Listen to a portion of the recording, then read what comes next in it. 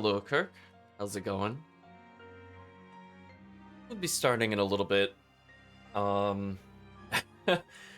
we'll see just how much we could get through today. I don't feel like today will be a super long session, so hopefully we'll be able to still do the tournament. But we have a lot to view, so if it doesn't end up happening today, it'll just happen next week. Otherwise, we'll probably save that for the end of the session, regardless, since there's not any skits related to those. And I think for the moment, I want to make sure we focus on getting that checklist of skits and sub-events, because we have a lot to go through. Whereas we could kind of do the tournaments whenever. Now, on the plus side, I think most of these don't really involve cinematics and or they're not really serious in the first place. So I think pretty much for the majority of today,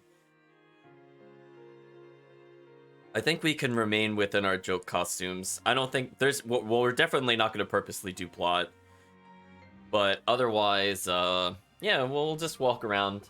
So if people have any suggestions or they want any additions to the costumes, we're going to go ahead and jump right into wearing the joke outfits. Let's switch over to the game itself.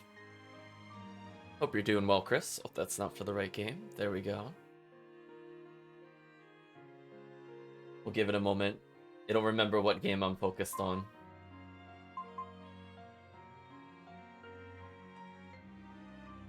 So yeah, I figure, you know, like, Parsec can be a little iffy. I've definitely tested it without streaming and recording. It's just, can it handle it while we're streaming and recording? So if we have any issues, I'd rather hold that for the end of any given session. So either it'll be end of today or end of next Saturday. Either way. Okay, so let's get right back into it. So the preview looks okay. So I did a little time wizardry. So we currently have an expedition going on, and I just wanted to showcase that we're back up to 500,000 gold. Just for later. Right now we don't really have a use of it, but we'll take advantage of it again.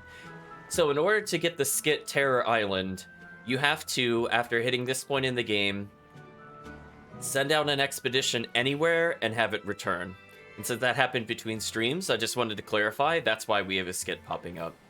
So now that an expedition has returned, let's take a look at the skit. The map's really getting filled out now. You seem really happy, Laphicet. Yeah, you just had a big old grin on your face. Well, yeah, of course. Surely even you have some times when you can't help but smile.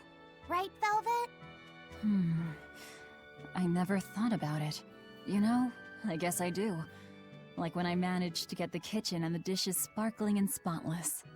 Oh, I know that feeling. I feel that way when I get the bathtub scrubbed so clean that it's as good as new. Definitely. Oh, and when I finish hanging a huge load of laundry out to dry on a beautiful sunny day. Could you not compare this to doing chores? The scouting vessel just contacted us. They say they found Terror Island. Terror Island? What kind of place is that? Eisen was talking about it earlier. It apparently moves around. It's the damnedest thing. Legends say it's roamed the outer seas since time immemorial. They say it absorbs power from all of existence. That sounds like it might be connected to Inominat. We won't know anything more until we go there ourselves. First, we should join up with the crew at the docks in Isolt.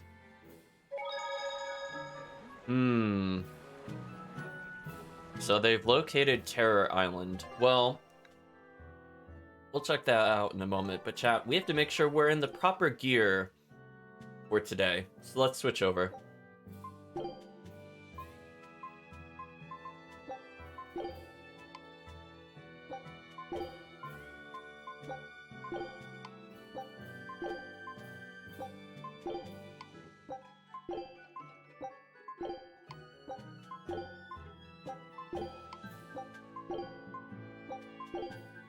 There we go, chat. We are now appropriately...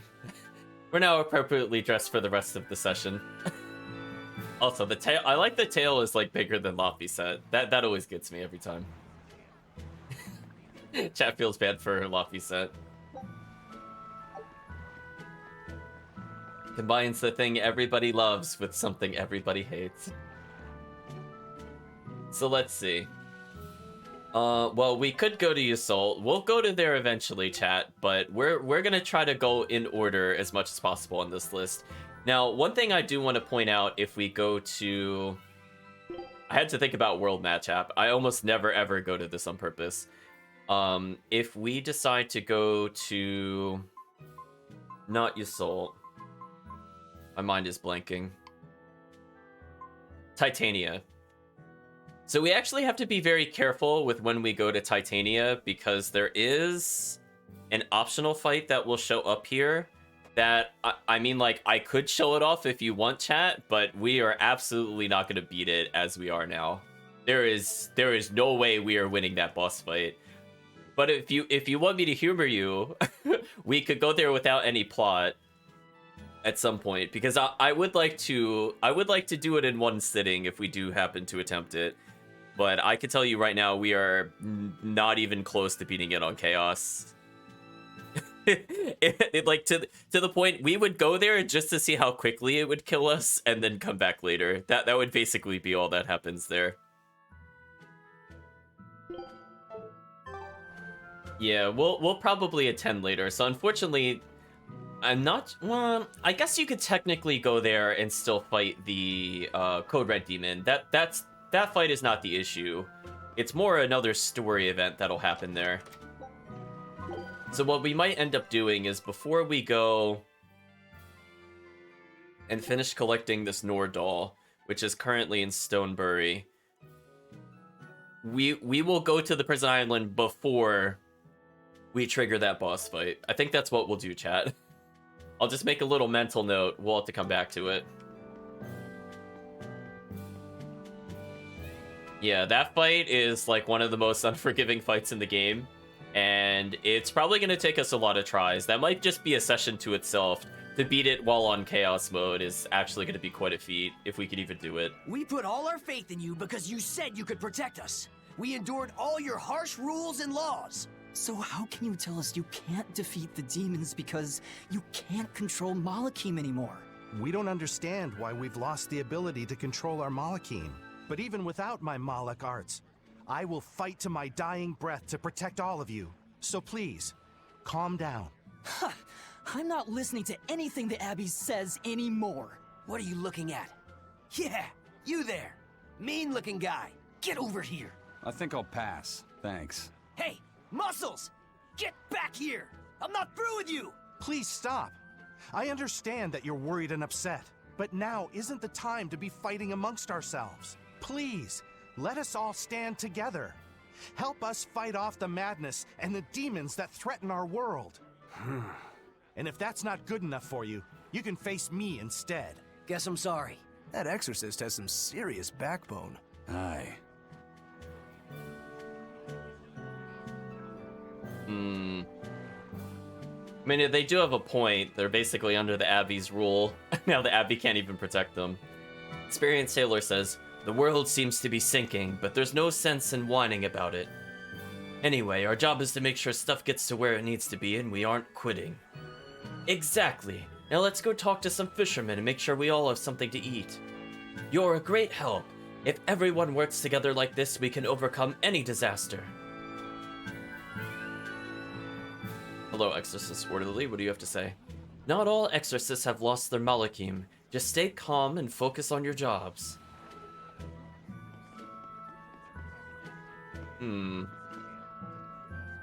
Informed townsperson says, the 4th and 7th freight caravans were wiped out by demons, and they were both accompanied by exorcist praetors as well.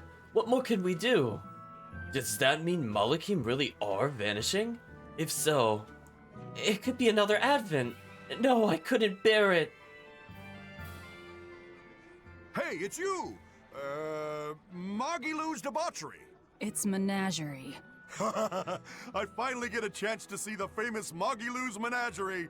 I've been waiting forever to meet up with you again. Meet up with us?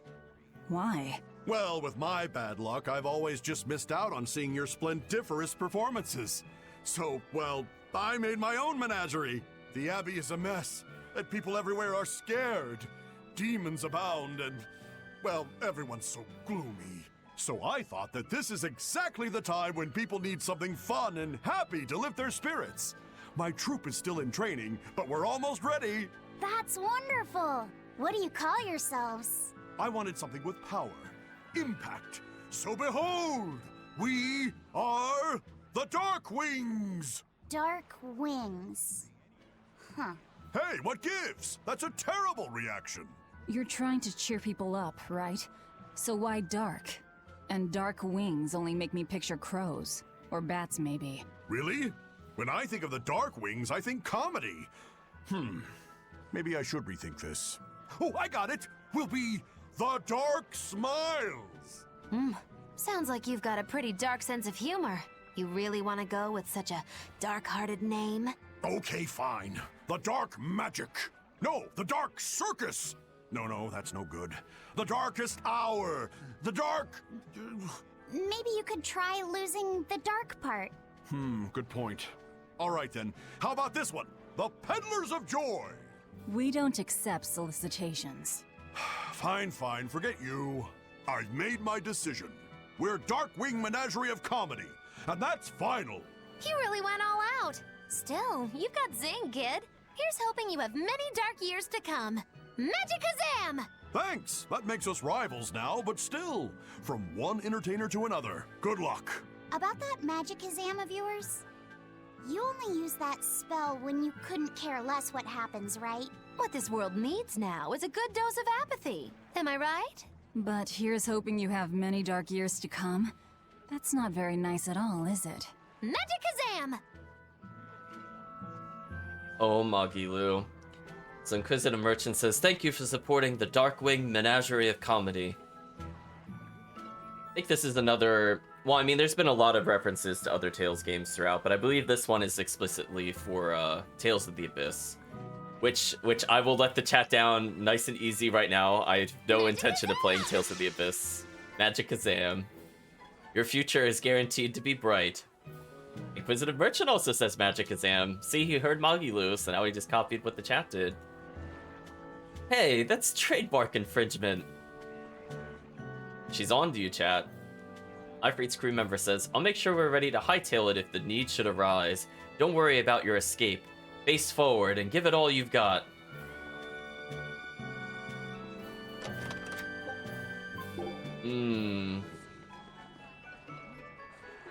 Soldier says there are reports of an anomalous situation at the throne.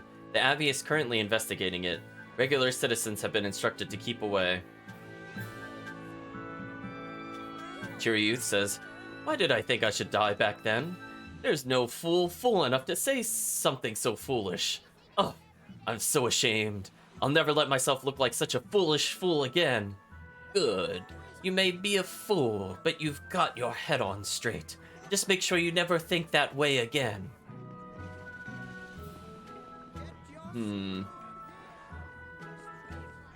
They are foolish fools, chat. What do you have to say, Doc Trader? I owe you one. You saved me from a dreadful fate.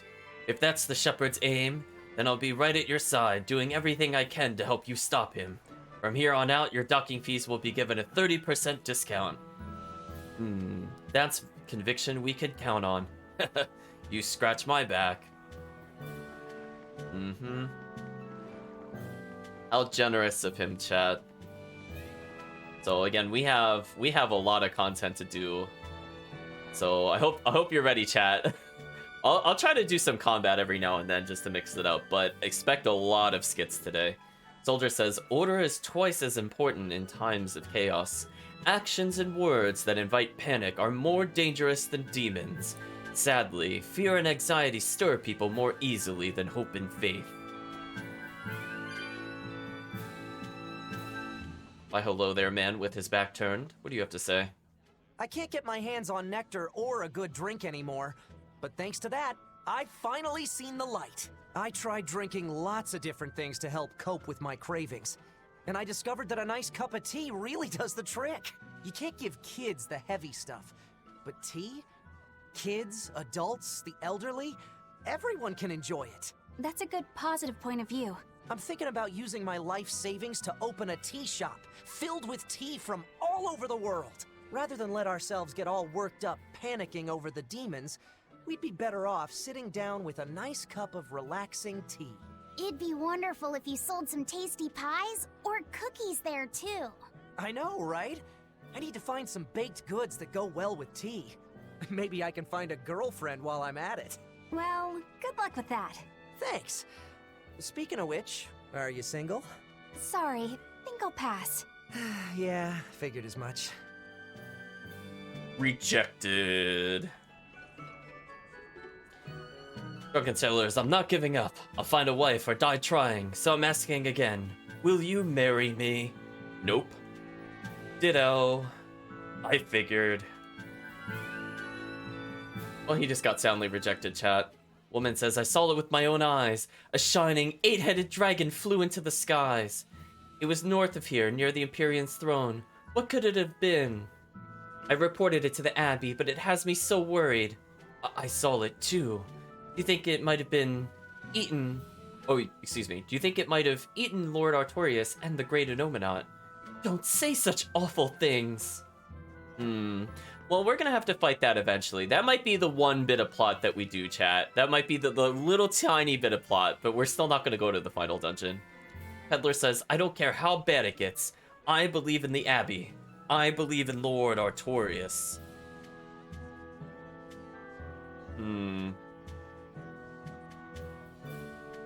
He can defeat any foe that threatens us, even a dragon.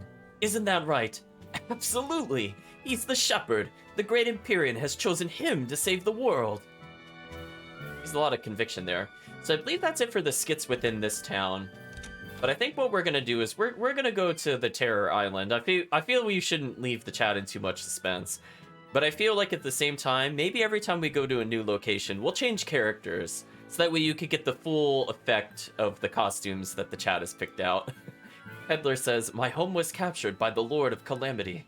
I wonder if my family and friends are safe. I'll find a ship bound for Northgan for you. I'll be right. Forget it. The Abbey has asked me to help with the relief effort, and that's what I'll do. The needs of the many are more important than my personal affairs. Your reasoning is sound, but are you sure? Well, we've heard that logic before, chat. Let's see, what does the girl have to say? The Lord of Calamity doesn't scare me. He'll never beat the shepherd. Pretty straightforward, I suppose. Musician says, whoa! There I was, innocently strumming away in an attempt to forget my worries. And I ended up writing an infectious melody. Soon everyone will be humming this number. And then we never get to hear it. What a tease. Oh, we got one of the worst drops in the game, chat. We got a single Tails coin. We need to have a round of applause. I think that is honestly the worst item you can get from the shiny spots. It's so bad. As a reminder, chat, I think the lowest we need in order to buy anything with the Tails coins is like 1,000. So saying it's like picking up a penny would be an overestimate still. We're gonna make sure that we've talked to everybody in the northern district of this area, and if there's no one left to talk to, then we are going to head out to Yassault to continue the plot. And by plot, I mean the side story.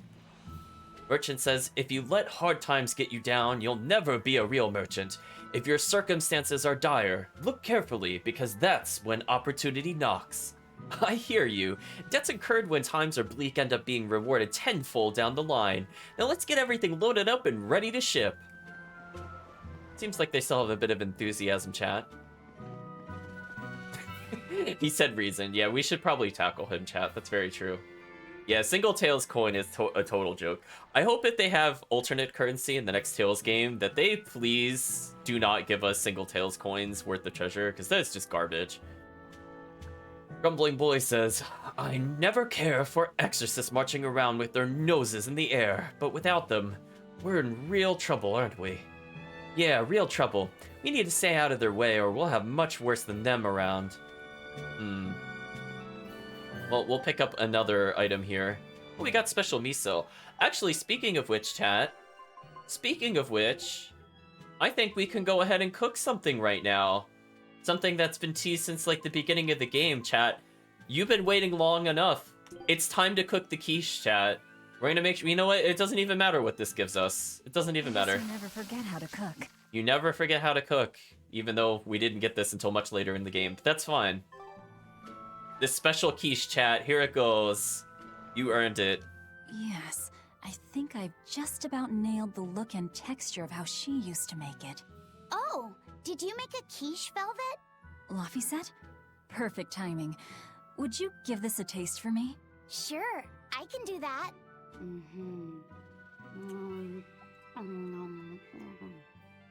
Wow, this is incredible! It's so soft and flaky. It's really delicious. That's good. I don't know if it tastes the way Celica used to make it, but I'm glad to hear that it turned out okay. Now I have to go see the dogs. You mean Orthy and Russ? Yeah. There's something I need to take care of. Like what? So now we have to go find Orthy and Russ, but we also got another skit. Eleanor, are you feeling okay? Why do you ask? You always seem to enjoy eating, but today you looked like you were struggling a little bit. Really? Well, I'm not sick or anything. I actually feel even better than normal. If you say so. Wait, do you just not like quiches? No, I like them just fine. Velvet makes some great ones, doesn't she? It's amazing when you consider she can't taste them. I've got it. You hate spinach, don't you? I suppose there's no point in denying it. And here I thought you people would eat anything. I know a lot of people don't like carrots or bell peppers, but spinach? That's a new one to me. You think so? It's quite bitter and it's got that smell. Kind of grassy or something medicinal, or... I didn't know you were so picky. Actually, now that I think about it, you had some trouble with the solitoma, too. It's actually because of the solitoma. I used to love spinach when I was little, but now it just reminds me of... solitoma. I've had to take solitoma before too, but it had the opposite effect on me. Now spinach tastes sweet by comparison. So much for the serious, mature woman. Looks like even you have some child left in you. But don't let it get to you. Being a fussy eater is just another way of life. You're in charge of your own plate. I just don't like spinach. What's the big deal? Besides, I know you all hate it too. I'm talking about the spinach method. Supporting peers in achieving cohesive harmony. It's the foundation of any successful team, and you all completely fail at it. Okay, so first, what the hell are you dribbling about? And second, I'm not going to be lectured by some wee baby who won't eat her spinach. And you know what? I do what I want. I'm a free woman, and I don't need to live by your rules. Some of us just aren't cut out for team leadership. We'll leave that to you. You just let us each do our own thing. Am I right, Eisen? Don't be ridiculous. The spinach method is the first thing every pirate learns if they want to join Ifrid's crew. Sometimes the younger sailors forget all the steps. I was just running a refresher lecture on it last night. Eleanor's on the money here. By the way, Eisen, I'm still waiting on your latest report. I haven't heard anything from you in a while now. Oh, I was gonna get to that, tomorrow. I've had it up to here! All right, you three, sit down and listen. Did you not hear me? Sit down and listen! I don't need to live by your rules. Some of us just aren't cut out for it. I'll do it tomorrow. You might as well be toddlers. Our enemy is formidable and well-organized. Some might even say we'd be crazy to take them on. Surely even you three can recognize that any small lapses in cohesion could bring total disaster upon us. How did we get from spinach to a lecture on team building? So there we go, chat. I think we actually didn't see that in the previous playthrough, so for people watching it again on this new Game Plus version, I hope you enjoyed that skit, but we're going to check on Orthy and Russ in just a little bit. They're on the list. But first, we're going to go and head to Yseult. So we have to sail there, first and foremost, in order to trigger the Terror Island skit. So let's go to Yseult.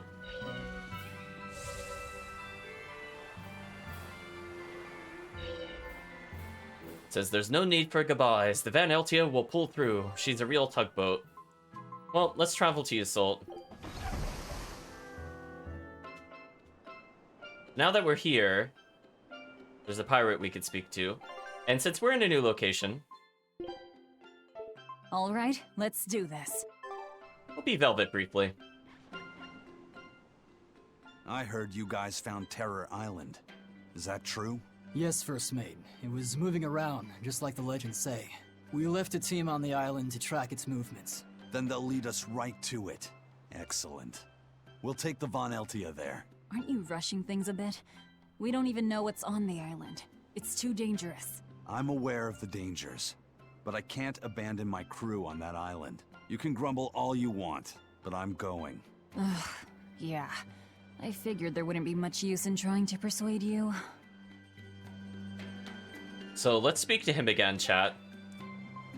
Okay, chat, are you ready for Terror Island? Actually, you know what? We should ask Kirk, because he has not seen the game before, and he is in the chat, what he thinks Terror Island is going to be all about. We'll give him a minute or so to think about it, and while we do so, why don't we just check for some items? We'll speak to a couple people here.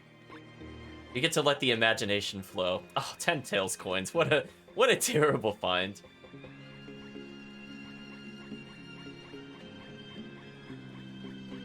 We'll speak to the people on the docks, and then I think we'll set sail. Young Fisherman says, ever since that dragon or pillars of light or whatever... Hold on, that sentence doesn't make sense. Oh, or whatever it was. Oh, I see what happened there. They split the sentence awkwardly, so I thought that was... Okay, that makes sense. Ever since the dragon or pillars of light or whatever it was appeared, the seas have been getting warmer. It's like they're going back to normal. Some of the elders say Amenosh's blessing has returned. Do you think it's a sign an undersea volcano might erupt soon? Talk to these pirates here.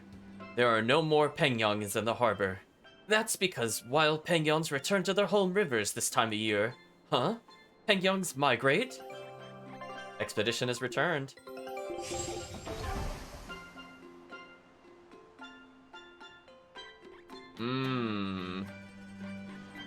Kirk's picturing more of like a jungle island. I mean, it's not a bad thought. I mean, if you kind of take the safe choice of maybe it's something similar to Lacrimosa. Not a bad choice, I would say. So the Penguins are gone for now, but we'll be seeing them later in the game. Don't worry, Chad. But I think we're ready for Terror Island. No more teasing it. Let's go. We'll maintain this costume for this island. And you'll see why I'm gonna leave the costume as is. What the hell?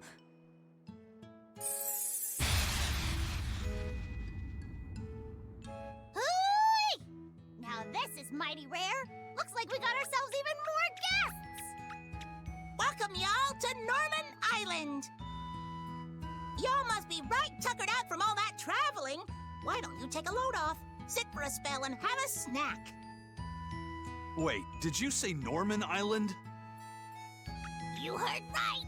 This island is homeland for all us Norman. It's good to be back. I haven't been here for at least 1,500 years.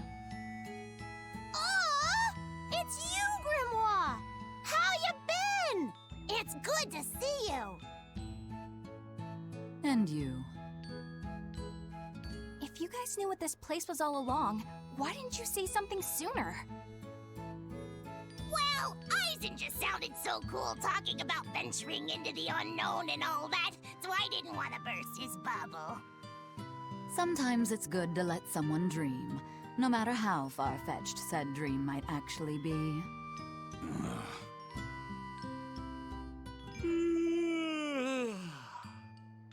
This island is way too good to be true, First Mate. Ah, everything's so nice and laid back here. I could just relax like this for 1,000 years. So, when people say this place absorbs power from all existence, this is what they meant? Well, they're not wrong, I guess. So, what should we do? Do you really think it's okay to mark this island on the map? Let's not. I got a feeling this might be one of those places that's best kept a secret. Yeah, you're probably right. Well, so much for Terror Island, I guess. Or Eisen. The map is complete, chat. We got that for exploring every single place possible. including Terror Island. We did it! We completely filled in the world map! That took a lot of work. Nicely done. It's a good start, at least. A good start? You mean there's more? It's true that we completely explored the outer seas that surround Midgand, but for all we know, a whole new ocean might be waiting on the other side of the far continent, and we've only searched the surface of the outer seas. Who knows what sleeps beneath its waters? I guess an explorer's job is never done. Is that a hint of greed I detect? I thought Malakim were above all that. You guys have lost me again. Well, Malakim can live for thousands of years. I'm sure you'll finish your map one day. Assuming you don't become a dragon first. If that happens, it happens. What matters most isn't that you make your dreams come true. It's that you pursue them alongside your friends, right? Oh, look at you, kiddo! You stole Eisen's line right out from under him. Oh, sorry, Eisen. Don't worry about it. I really enjoyed making this map with you guys. Yeah, me too. I don't know how far I'll be able to go, but it's always about the journey, not the destination. Okay, chat. Normally I don't spoil or talk about the plots of other games while we're in other games, but I just want to bring up one thing I don't think came up in the Zestiria playthrough. So, one thing that I kind of laugh about is I looked up the plot of the anime to Zestiria, and apparently they completely rewrote Eisen's fate, by the way. I think a lot of people were very, very, very, very upset with how it was handled in Zestiria. So that line there where he was talking about, I'll become a dragon first, is a little too true in Zestiria. So the anime ending, apparently, they are actually able to convert him back into a Moloch, by the way. That's how it ends in the anime with his storyline. Anyway, Norman says, once you try the rice cakes and sweet bean paste from this island, you won't go back to other desserts. The difference is in how healthy they are. You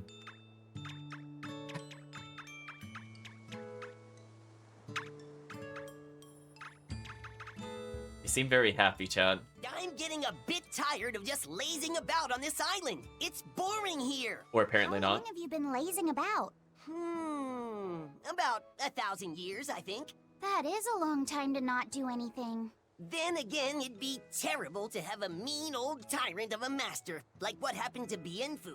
Oh, can I just make a pact with a nice girl who will pamper me all day? If she was real pretty, I wouldn't even care if she liked making terrible puns. I think you're setting yourself up for a letdown. We'll talk to the Norman. I should go out and look for beautiful women. They aren't going to come to me on their own. Chad is asking what they are bathing in. I think...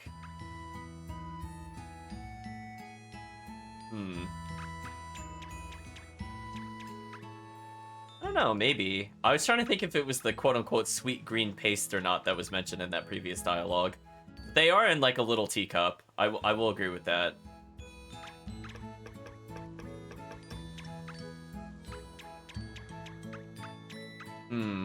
There's a couple different things we could be doing here. Loafer says, I want the King of the Pond so bad. I have to know what it tastes like. I'm just kidding. We're not playing the fishing minigame. Get out of here. Get that garbage out of here. Let's talk to this Norman, though. I ran into Zavid a little bit ago. He had a kid Moloch along with him. He said he saved the kid from a demon. Zavid has a soft spot for children. That's what I heard. It was freezing cold that night, but he gave his coat to the kid to wear. You should have seen it. He was naked from the waist up. But as cold a night as it was, Zavid had this big smile plastered on his face. He laughed and said, I don't mind the cold. Besides, what's a little cold wind to Zavid the whirlwind? Second chat. Kirk saying Twitch bombed on him. That's unfortunate. We'll give Kirk a moment. So Norman here, I actually want to talk about this skit real quick, but I want to read what he says before I make a comment. Zavid really did seem like he enjoyed going without a shirt. So this here, chat, is the only explanation as to why Zavid goes shirtless. This is the canon reason, if you're wondering why he's shirtless in Zestiria. There it is, chat. It's because he took off his shirt to help a kid. And then he learned he liked it. Okay, that's good that it's running again, Kirk. Just want to make sure you don't miss out. Norman says, we love a good game of hide and seek, but everyone knows all the good hiding spots on this island. I wish we could play somewhere bigger. So chat, this island actually has multiple games in it. I mean, we're not going to count the fishing minigame. But there's going to be one as soon as we unlock the Geo board to basically capture all the points. But on top of that, chat, also boing bong. But on top of that, there's actually another minigame that's at the top of this area, though I forget if that's in post-game or not. But I will make mention of it. This is one of the few areas with many, many, many side quests. Or, not side quests, mini-games to play. Norman says, it's a shame, really. Yanfu is the handsomest Norman in the world, but his face is hidden under that hat. Ooh, I'm gonna go with doubt on that one, chat. I'm gonna go with doubt. Chris in the chat saying that's a reference to the Normans in Zestiria. Indeed it is. They said they like to play hide and seek. And I think that's just in reference to how annoying they were to find in Zestiria. Norman says, I guess he really likes his real name his mistress gave him. But what's his real name? I heard it means thing. Norman says, it does not, it means cute hat. Oh, don't bring up the mistakes of my youth. Oh. So apparently his name is Cute Hat. Hey chat, this should look really familiar if you've been to Zestiria. We'll be seeing this character later, unfortunately.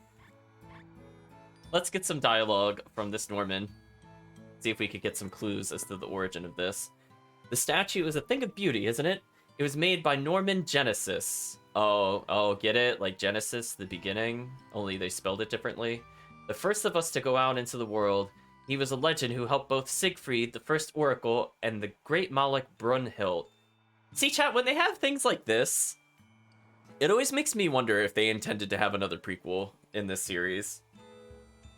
Because they do set up a lot of lore between Zestiria and Berseria, where they could honestly have kind of like two different games based in the same timeline if they keep just going backwards in time, chat.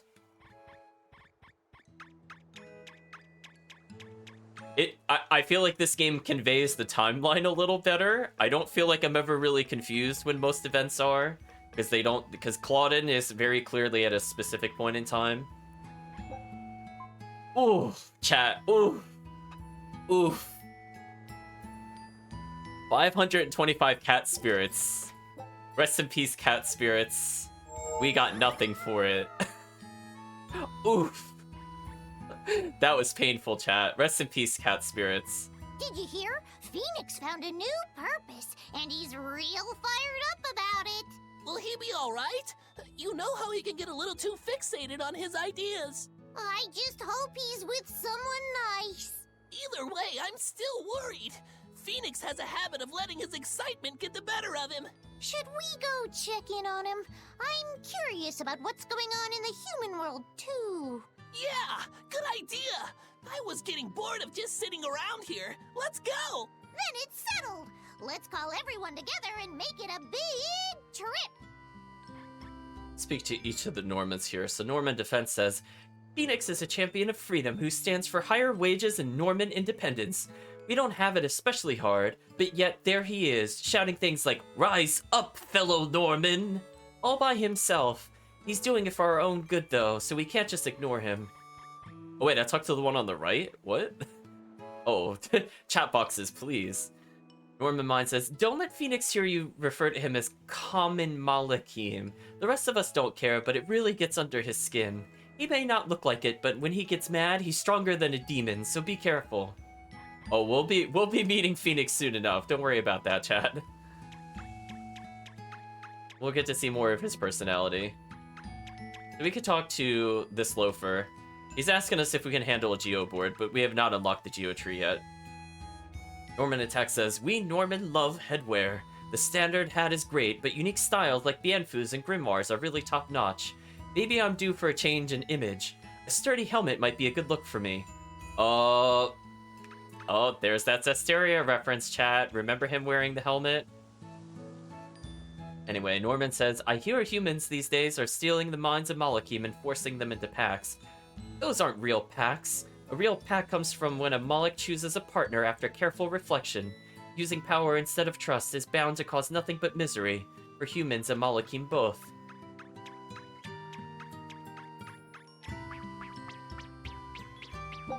Springy spring noises, chat. Ooh. Look at this one with the devil wings. We could actually copy that look. The sunglasses, the horns, and the wings. I believe we have all of those.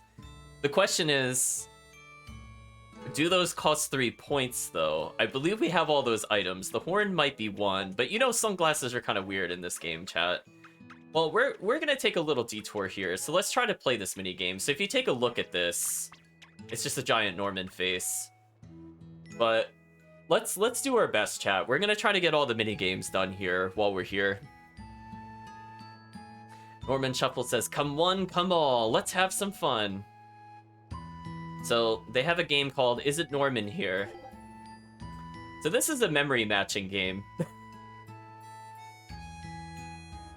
Yeah, so basically we have to get all the pairs matched, and we have to ignore Norman Shuffle. One of them will randomly be Norman Shuffle.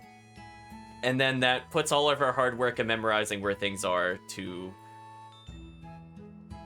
Excuse me. It makes it all in vain. So, basically, the faster we go, the more points we get. We just want to beat it once. So you can see they do different poses here, so it doesn't match. So that's hopping in place. So that one was a bow, which we saw over here. Oh, did that not count? Oh, maybe it's a slightly different bow. Ooh.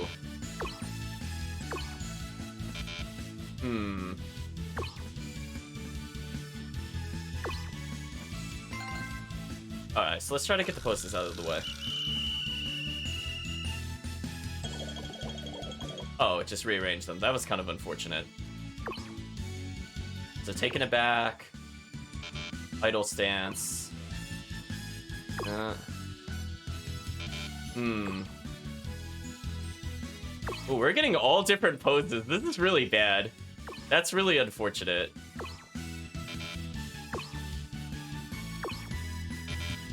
Oops, I thought those matched. Oops, wrong one. So that's the kind of downside, is that you have to go kind of quick. So after a while, it just becomes better just to do it randomly. As long as you could vaguely see what they're doing. Well, that's flat on the ground. Flat on the ground is kind of easy to notice.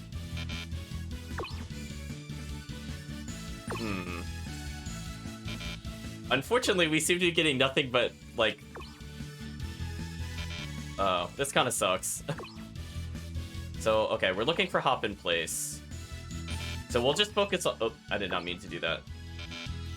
Oh, this one fell over, so those match. Getting 3 minutes is kind of luck-based, because some are easier than others. Yeah, okay, we match... Wait, those didn't match?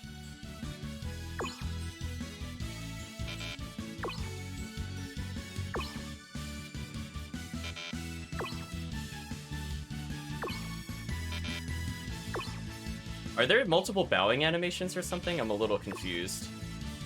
Maybe there's multiple bowing animations. That's kind of unfortunate. You know what, chat? I'm actually just gonna restart it. I'm like, wait a minute. I was like, never mind. Okay, taking it back.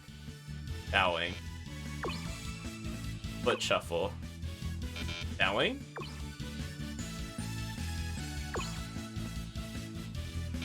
No, see, there's like 2 different bowings. I don't like how similar those look. There's flat on the ground. Idle. Taking it back.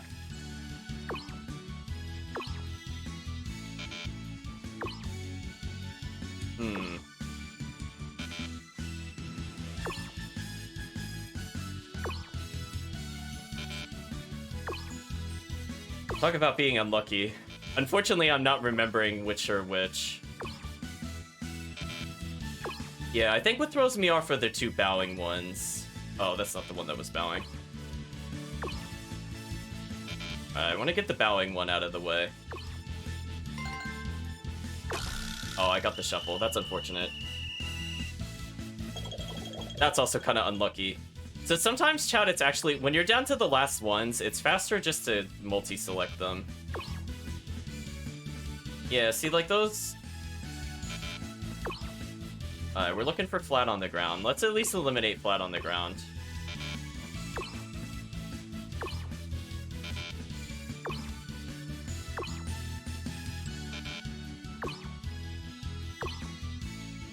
Let's run and taking it back.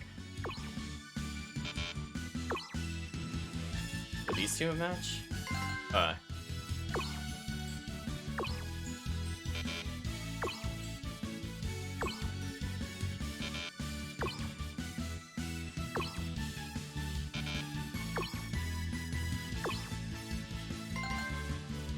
Kind of unlucky, I'm not gonna lie.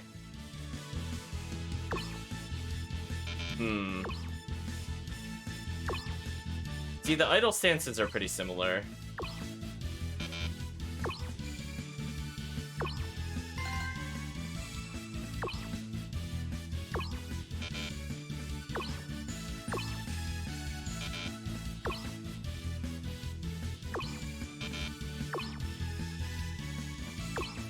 There we go.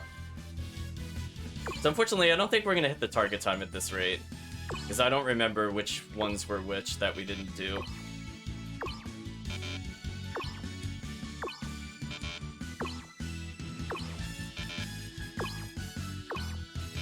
Yeah, we're not gonna hit it. That's a shame. So we're gonna retry it one more time again. This is not my favorite game, because there's a lot of poses, which is kind of annoying.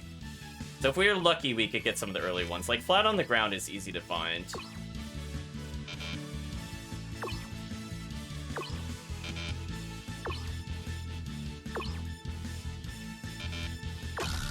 Oh, I got the shuffle real early. That sucks. So we're gonna try it for a little bit, chat. As I said before, this game is just kind of RNG. Like, sometimes you get them really close to each other, which helps. Like that. That's flat on the ground. Taking it back.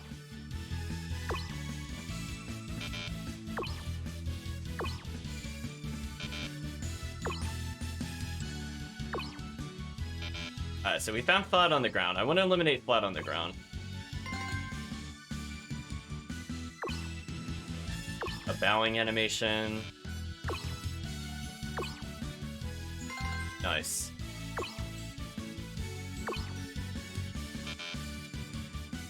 Two different idle animations.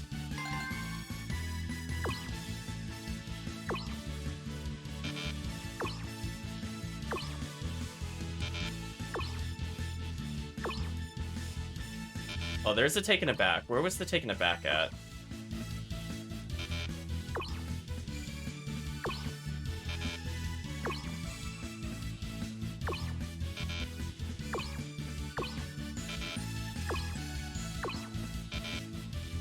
Trying to remember, chat.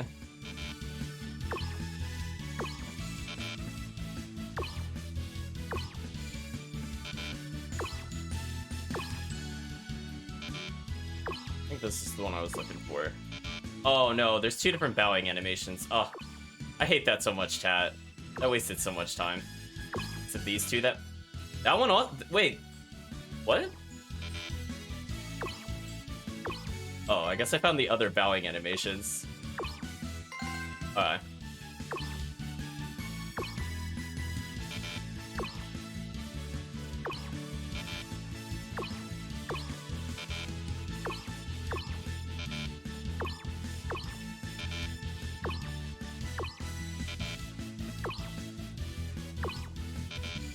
Seriously? Did I guess every single one wrong there? Okay.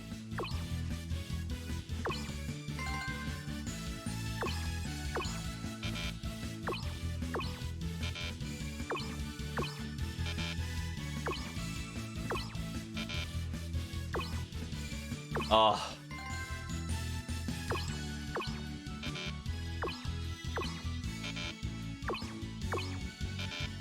Seriously?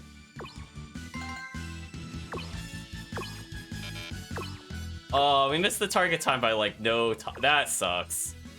That sucks, chat. We missed it only by a little bit. We're gonna have to play it again. We were so close. Oh, sorry about the motion sickness, chat. We'll give you a break.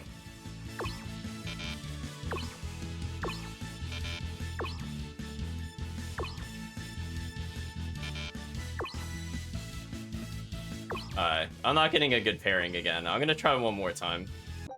Unfortunately, you have to do it kind of quick. So we're looking for flat on the ground. Alright, they're really close to each other. So now we're gonna look for another one. We're just gonna take whatever this one is. Just like this slight pose. So we have two idols in the corner. Oh, that was fortunate. We know this one has to patch one of these. Maybe these two match. No?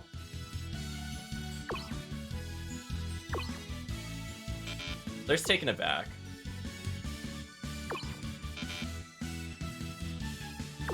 Okay, I don't like how similar some of the idol poses are. That actually throws me off. Wait, it's not any of these? Ugh. Taking it back. Eliminate that one at least. Walking. Awkward shuffle. Match that. Yeah, another idle animation.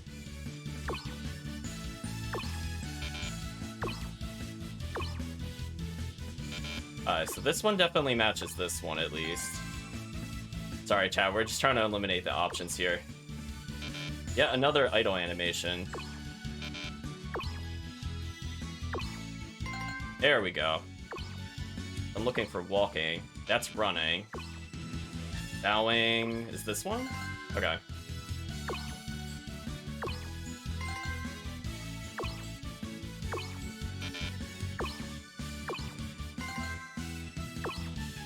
We're almost done though, chat.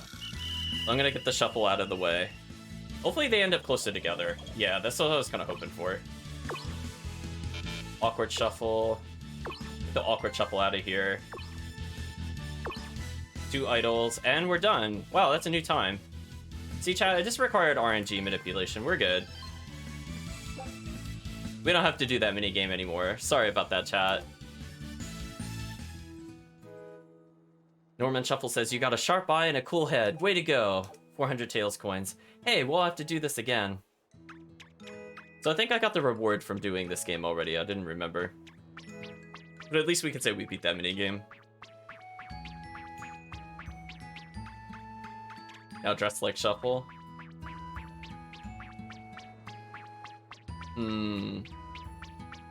Take a look at his items.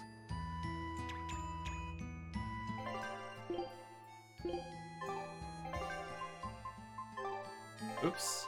Oh no, I have the inverse problem again. Okay, there we go. Oh yeah, see, chat, the devil wings cost 2. This is what I wasn't sure about. So we might be able to give ourselves the... I think it's called, like, cool sunglasses, but I don't think we could give ourselves the horns. In here somewhere. Or are we not allowed to wear the cool sunglasses either? Yeah, see, the horns are 1.5. I was thinking the horns would also put us out, but... Oh, we can't even wear the sunglasses with it either? Wow, that's not fair. Chat, I'm sorry. I apparently cannot do that. Yeah, that's lame. I agree. I don't understand their very arbitrary point values for the accessories. I tried, Chad. Apparently we can only choose to wear the wings, so we're a third of the way there, I guess.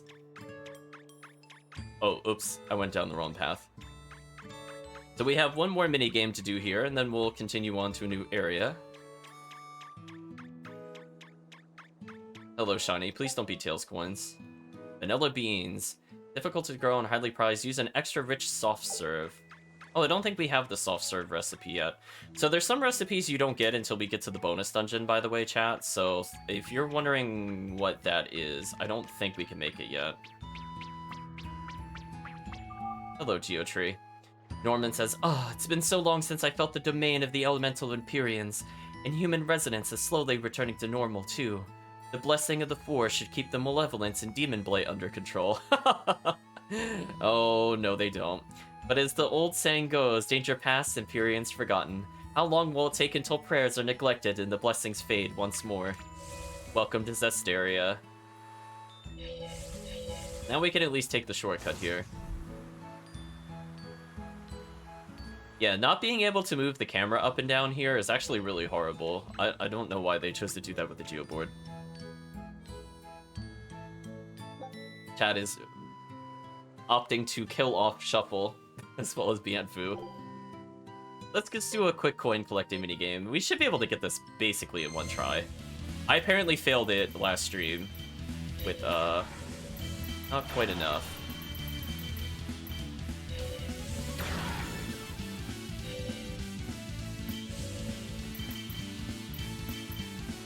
Ooh. I keep forgetting how weird the sensitivity is on the turn. So here I think it's just faster for me to do this than to just try to turn, honestly. Oh, I missed some coins there. That kind of sucks. Oh, yeah, I apparently missed 3 Never mind, I missed 3 coins last time. Whatever. Yeah, we only have to get to 280. We should be fine. Yeah, tight circles like this, it's like not... It's like almost doable. I feel like some of these, like originally you're supposed to have like way better steering. I feel like this minigame in particular, I could feel like maybe they adjusted the steering after the game was made. Like trying to do that, I don't think that's possible, to be honest. But we'll try our best. We should at least get 280 without any issue. So, also, the camera not being able to go up and down is killing me, chat. Okay, there we go. We're almost at 280. We have 20 seconds left. That's all we have to get. Yeah, easy peasy, chat.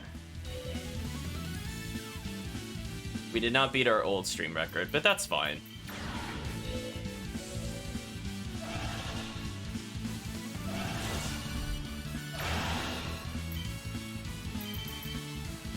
At least we'll get pretty close.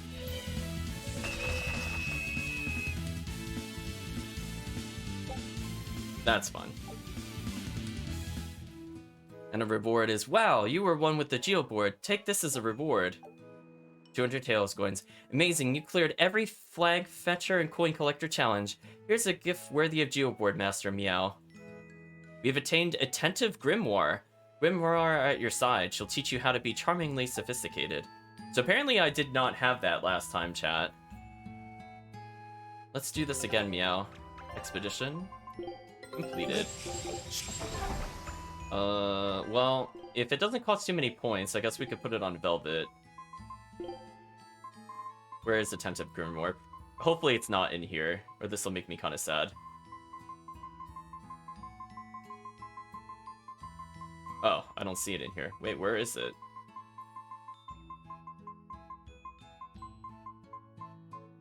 Oh, there it is. Oh, it costs 2? Oh, what a rough ride, chat.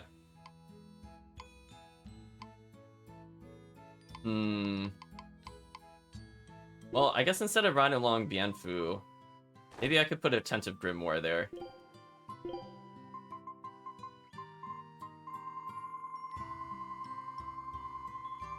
Oh, oh wait, this is Z-axis. Wait, I don't want to touch the Z-axis.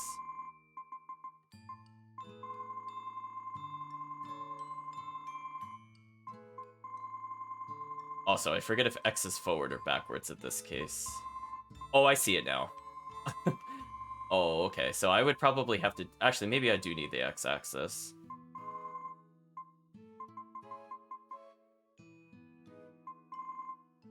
Oh. She apparently will not appear. Yeah, apparently. I can't make her appear, chat. What a shame. She's too short. Oh, because she's not standing. I see what it is. Okay, so she will not work on these costumes. Bianfu only works because Bianfu is standing. We'll have to take a look at it at some point. I guess I could very briefly load Velvets, just so we could see what it looks like.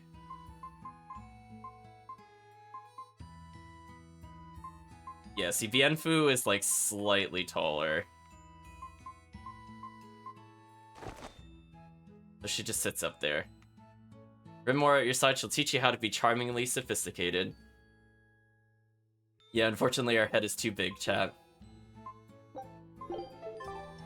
I figured we show it off, because I don't think we saw that last time. Oh boy, chat, it's Bienfu. Everybody wants to hear what Bienfu has to say. Phew, it sure feels good to be home again, eh, Grimoire? Quite, but there's one problem.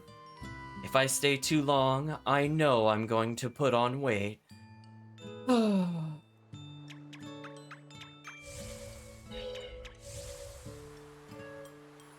we go, chat. Cleared all the minigames. So for now, we're going to skip going back to Yassault. Instead, we're going to go to a completely different area. Let us instead go to... Well, we can't go to Titania unless we sail there on purpose. But we should go to... Taliesin. Let's do a quick save here. Perfect. So we have several things to view, but more importantly, Chad, remember a while ago we got the cat's invitation? Well, we could follow up on that. So let's do that now. But we'll cover some other sub-events on the way there. Oh, hello again, Doctor. Good day. May I order a bouquet? I need it this weekend. A bouquet? Is it already that time again? You're heading to a ball again this year? That's right. A ball? Same as always, Nico's favorites? No, I'd like to order lilacs this year.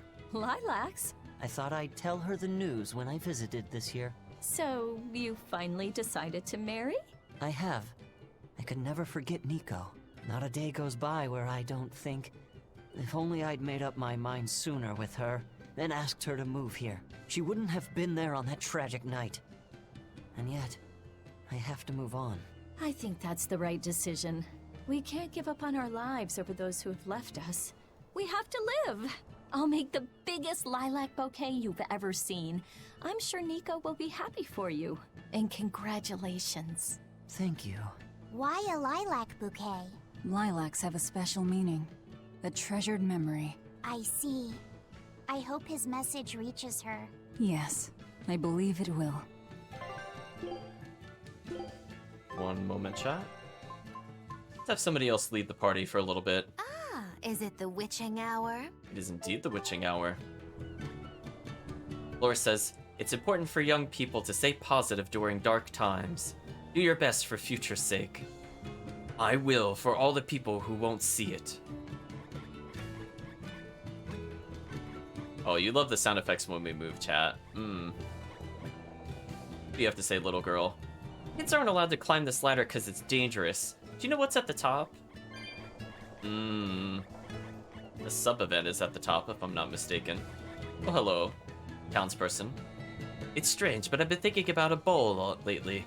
The prickle boars their hunters brought in were awfully tasty. Yes, we'd go camp there when I was young and sing and dance all night with the villagers. Oh, the cats are back, chat. So I guess things are starting to normalize? Also, her doing that pose is pretty ridiculous.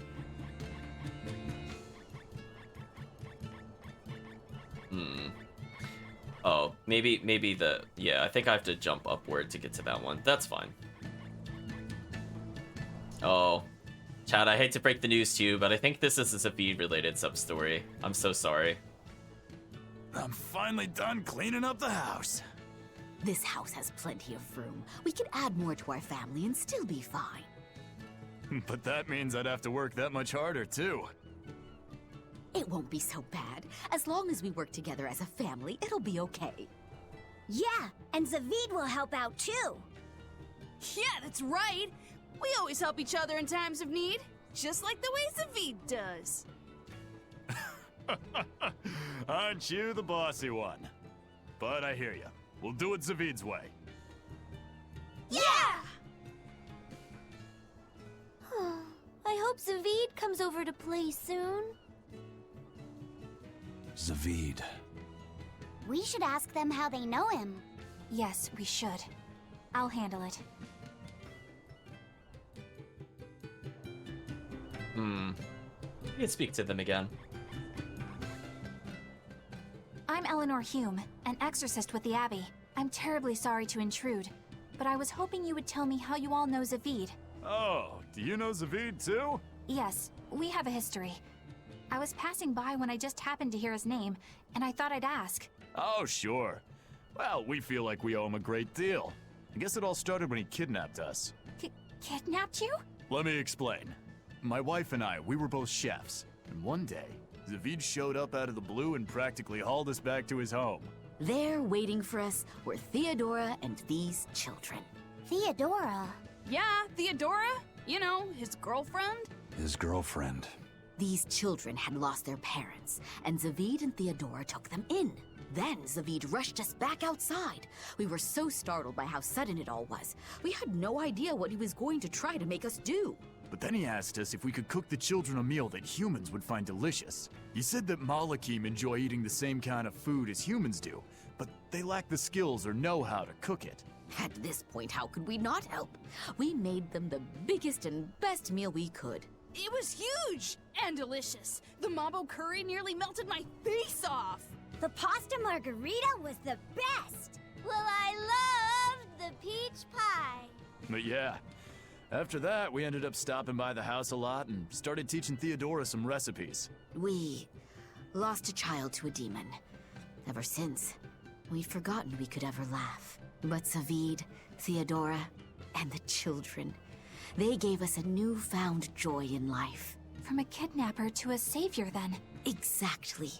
Until they came along, we'd never even realized that Malakim have hearts, just like people do. It's because they do that they fight alongside you exorcists against the demons. I see that now. Right. What was Theodora like? I love her.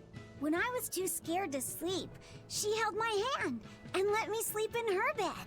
She reminded me of my mom. But Zavid was always so mean to me. One time, he even hit me upside the head. You two were always roughhousing, being dumb and breaking stuff and getting hurt. Hey, you wanna fight? Come on, you two. Calm down. It sounds like these kids were well loved. Yeah.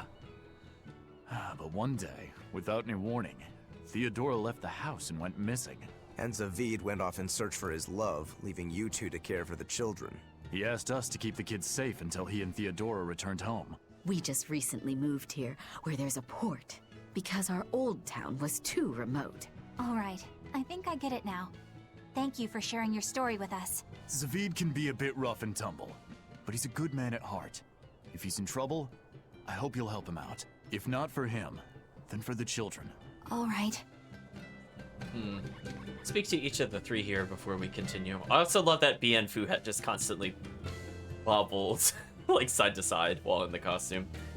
Spring Breeze Salif says, "We call this place the Spring Breeze House because Theodora was as gentle as the spring breeze. We feed the children here delicious, nutritious meals every day so they'll grow up big and strong. It's what my wife and I want to do, but it's also our way of saying thanks to Zavid and Theodora." Arwell says, "We want to wield pendulums like Zavid." No, you don't. They look stupid. He said he'll teach us when we grow up, so we're gonna eat as much as we can until we get big. I'm sorry, is the kid's name really Bird? B-U-R-D? Not like Brad or... Oh, okay. Well, Bird, Zavid's stories about his travels are the best. I hope I could go with him someday. Theodora loves great... I forget how to pronounce that. I'm not even gonna try. One time she ate 10 in a row and her whole mouth was purple. We all laughed at that. So the cats are back at least. We could take a quick look in the tavern. We might as well do so. People have been saying that the Lord of Calamity destroyed Mercio, but do you know anything about what happened? Well, Mercio wasn't destroyed. It was more like taken over. All the people were driven out. How are other towns holding up? Well, there are more demons around than before. I'd say people are getting nervous. Is the demon blight really spreading? It's the worst it's ever been these past few years. In that case, it's more important than ever that we settle Eastgand. Eastgand has had the least trouble with the demon blight.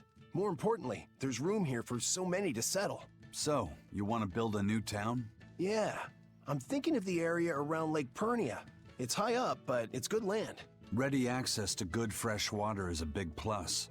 The soil is rich there too, so it'd be a good location for a town. All right, now I'm getting excited. Me too. It won't be easy, but in this world, what is? Besides, I want to do my part to help people. Okay, last thing we'll need is ladies. We can't start a town without our better halves. Before we plan our town, we'll need to plan for romance. Don't waste your time. What? No woman will fall for a guy who whines about needing love or romance to make something of himself. If you want proof, look no further than the icy glares these ladies here are giving you. Oh, that's scorn. I've never seen anything like it. Still, it'll be lonely there with just a bunch of guys. Speak not of dreams. Become them. I read that in a book once. People are drawn to those with conviction, who work hard to fulfill their dreams. In other words, find passion in something, and someone will take notice of you. A long time ago, I read that the secret to finding love is not to fall for someone, but to make someone fall for you. Okay, let's do it. Let's make our lakeside town a reality. Woohoo! The girls won't be able to keep their hands off us. I believe this is a reference to Zesteria, because there were quite a few towns near lakes. I'm kind of blanking what the name of the town was. We apparently stole wine off their table. That's a new low, chat. I mean, they're right there.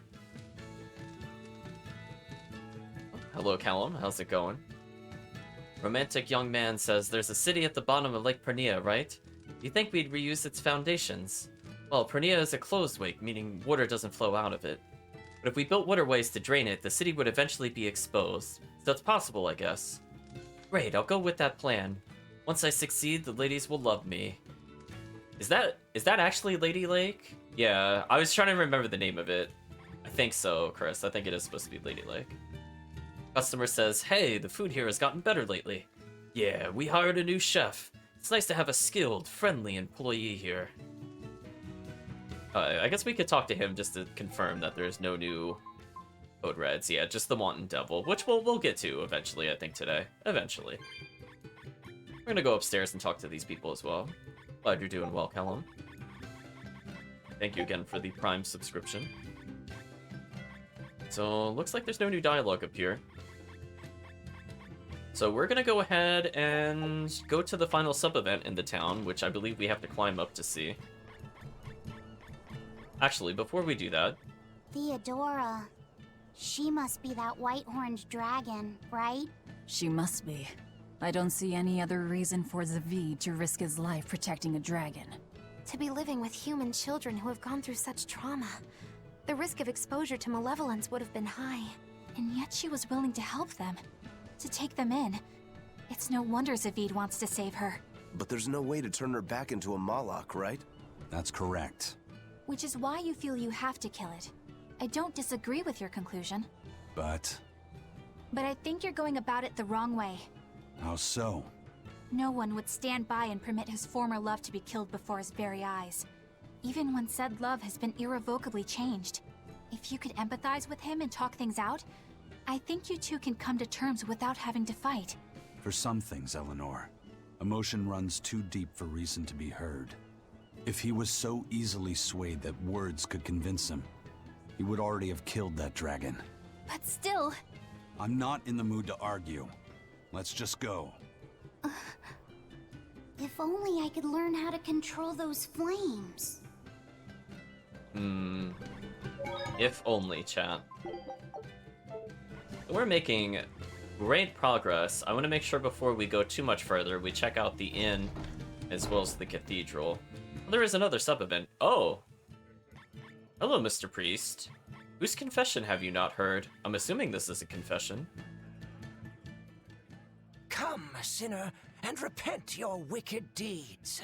Why are you whispering? Because everyone else in your group has been nothing but trouble. Not a single one of them will truly repent.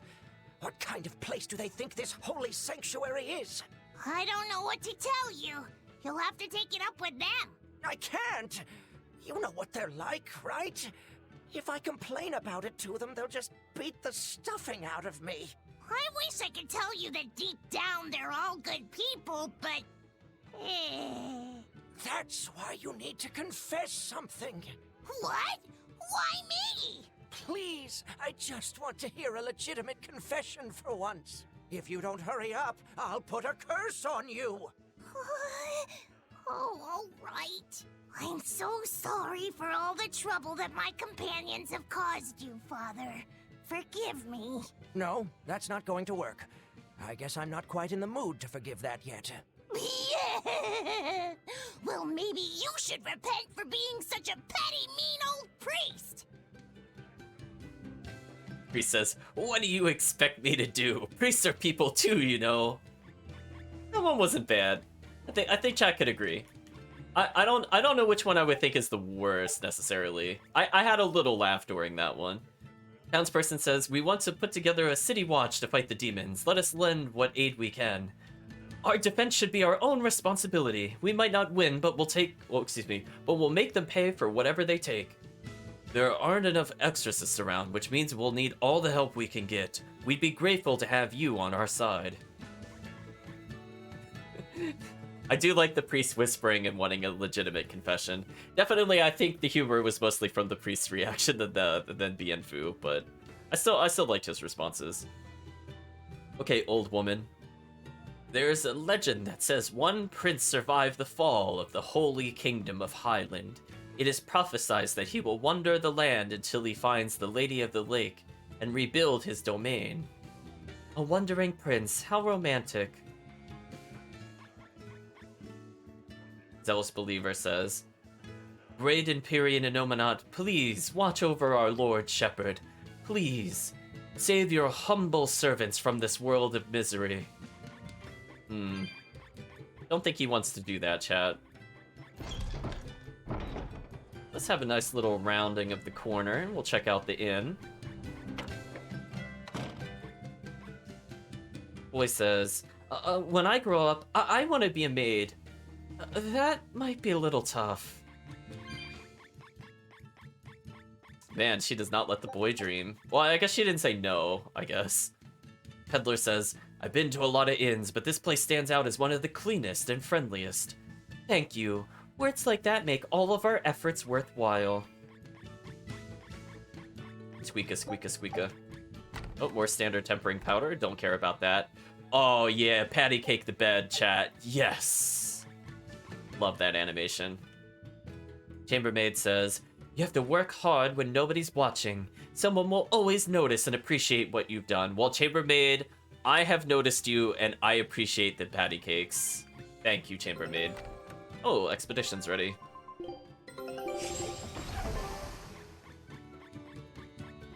So I think that wraps up all the buildings within town. So we're actually ready to take a look at the sub-event up here. Just trying to recall how to get to it. I think I do have to climb that ladder the kids were looking at. I'm just making sure we talk to all the people over here. It seems like we did miss one person. Girl by the stairs says, "Listen, I counted all the steps in the city. The total number of steps in Taliesin is 436. Good work, I'll remember that. But that's only the places I was allowed to go, so it might not be the total. Even so, I admire your determination. Very well done. My legs are a lot stronger now, too. Sturdy legs will carry you far." Oh, another dialogue. "Counting steps has turned into a hobby of mine. My next goal is the stairway to the Empyrean's throne." Oh, you don't want to go there, trust me. Calvin saying the lies of capitalism. I mean, you're not entirely wrong. But we also missed people over here. Wow, I missed quite a few people. Young man says, "That's it. I'm getting out of Taliesin. I'm gonna see the capital in every corner of the world." Oh, don't go to the capital. "If I'm gonna die, I'll do it on my own terms." While on an adventure.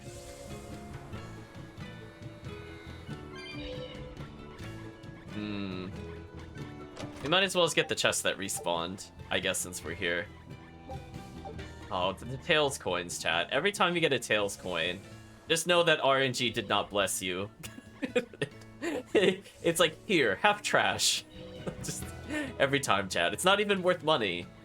It's like if we were to convert Tails coins into money, it's like still like 1/10,000th of a gold or something ridiculous. Like it is just absolute trash. But hey, chat. There's a cats over here. Let's talk to the cats. Meow, meow, meow, meow!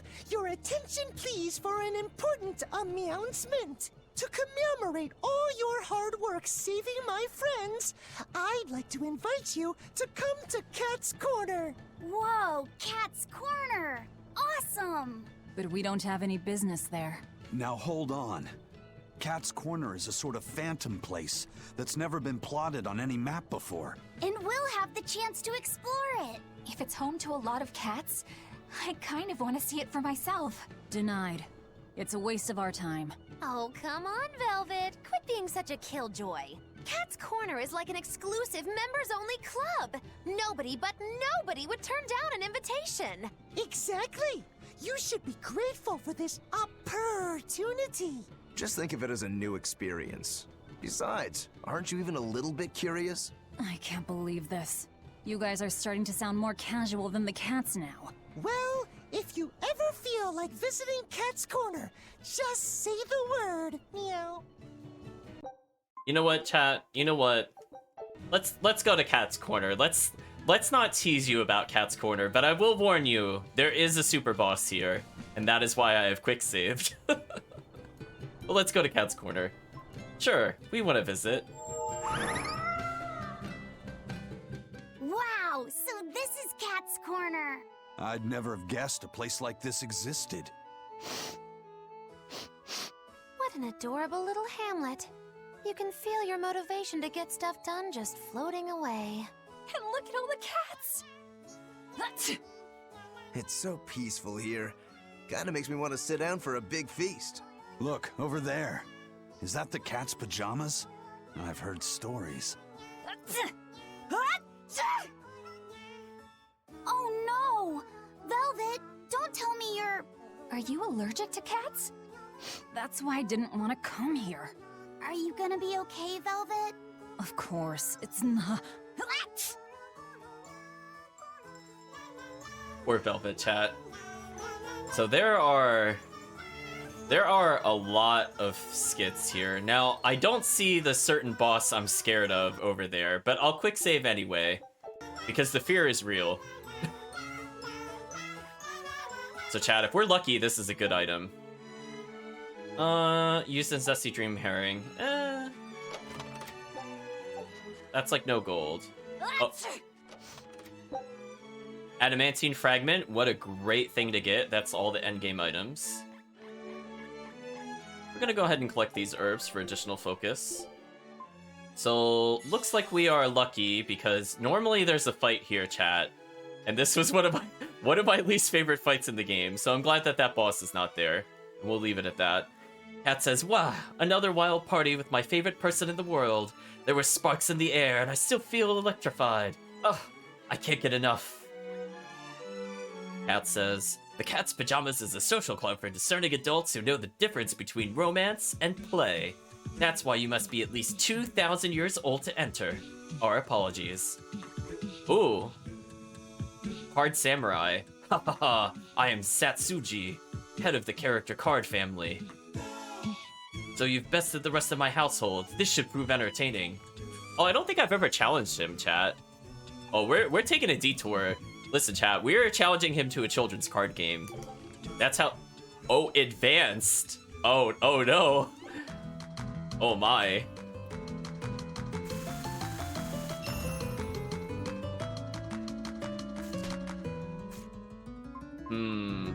Let's take a look at our hands. So we have 3 mages. I think I need 4 to win.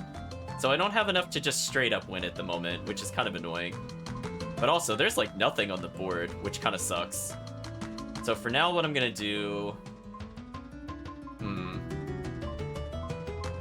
Let's get rid of one of these cards. Actually, we might be able to steal all from one faction, so let's go for that win.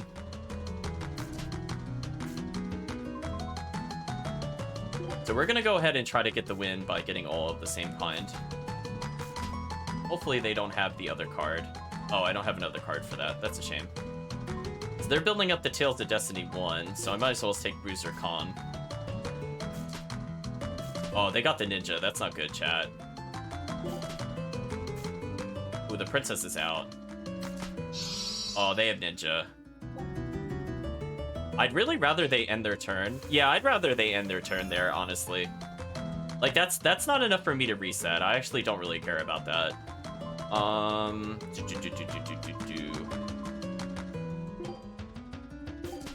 We'll go for the backup strat. We're gonna go for purple or ninja.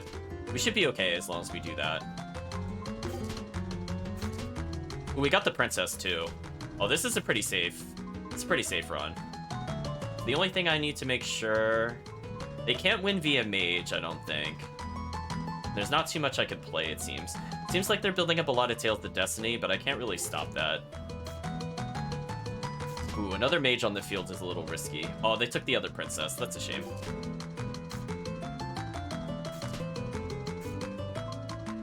Ooh, I can't... Ooh, I have to put a card down. That kind of sucks. Well, we got Renegade. That's perfect, actually. We're gonna finish the round.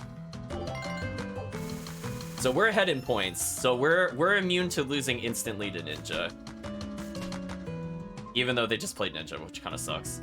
Let's get Princess off the board, because that could be our alternate win condition. Guess we could try to win via heroes. Yeah, let's get heroes off the board. Maybe also Renegade. I want to make sure they don't... We want to eliminate as many paths of victory as possible. Because if they win with just people, that's not good enough.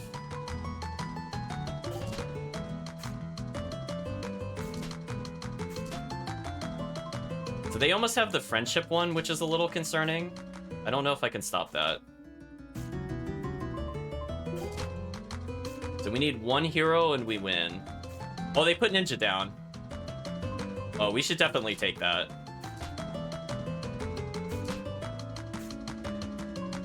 Ooh. I'll put Mage down because that doesn't really harm us.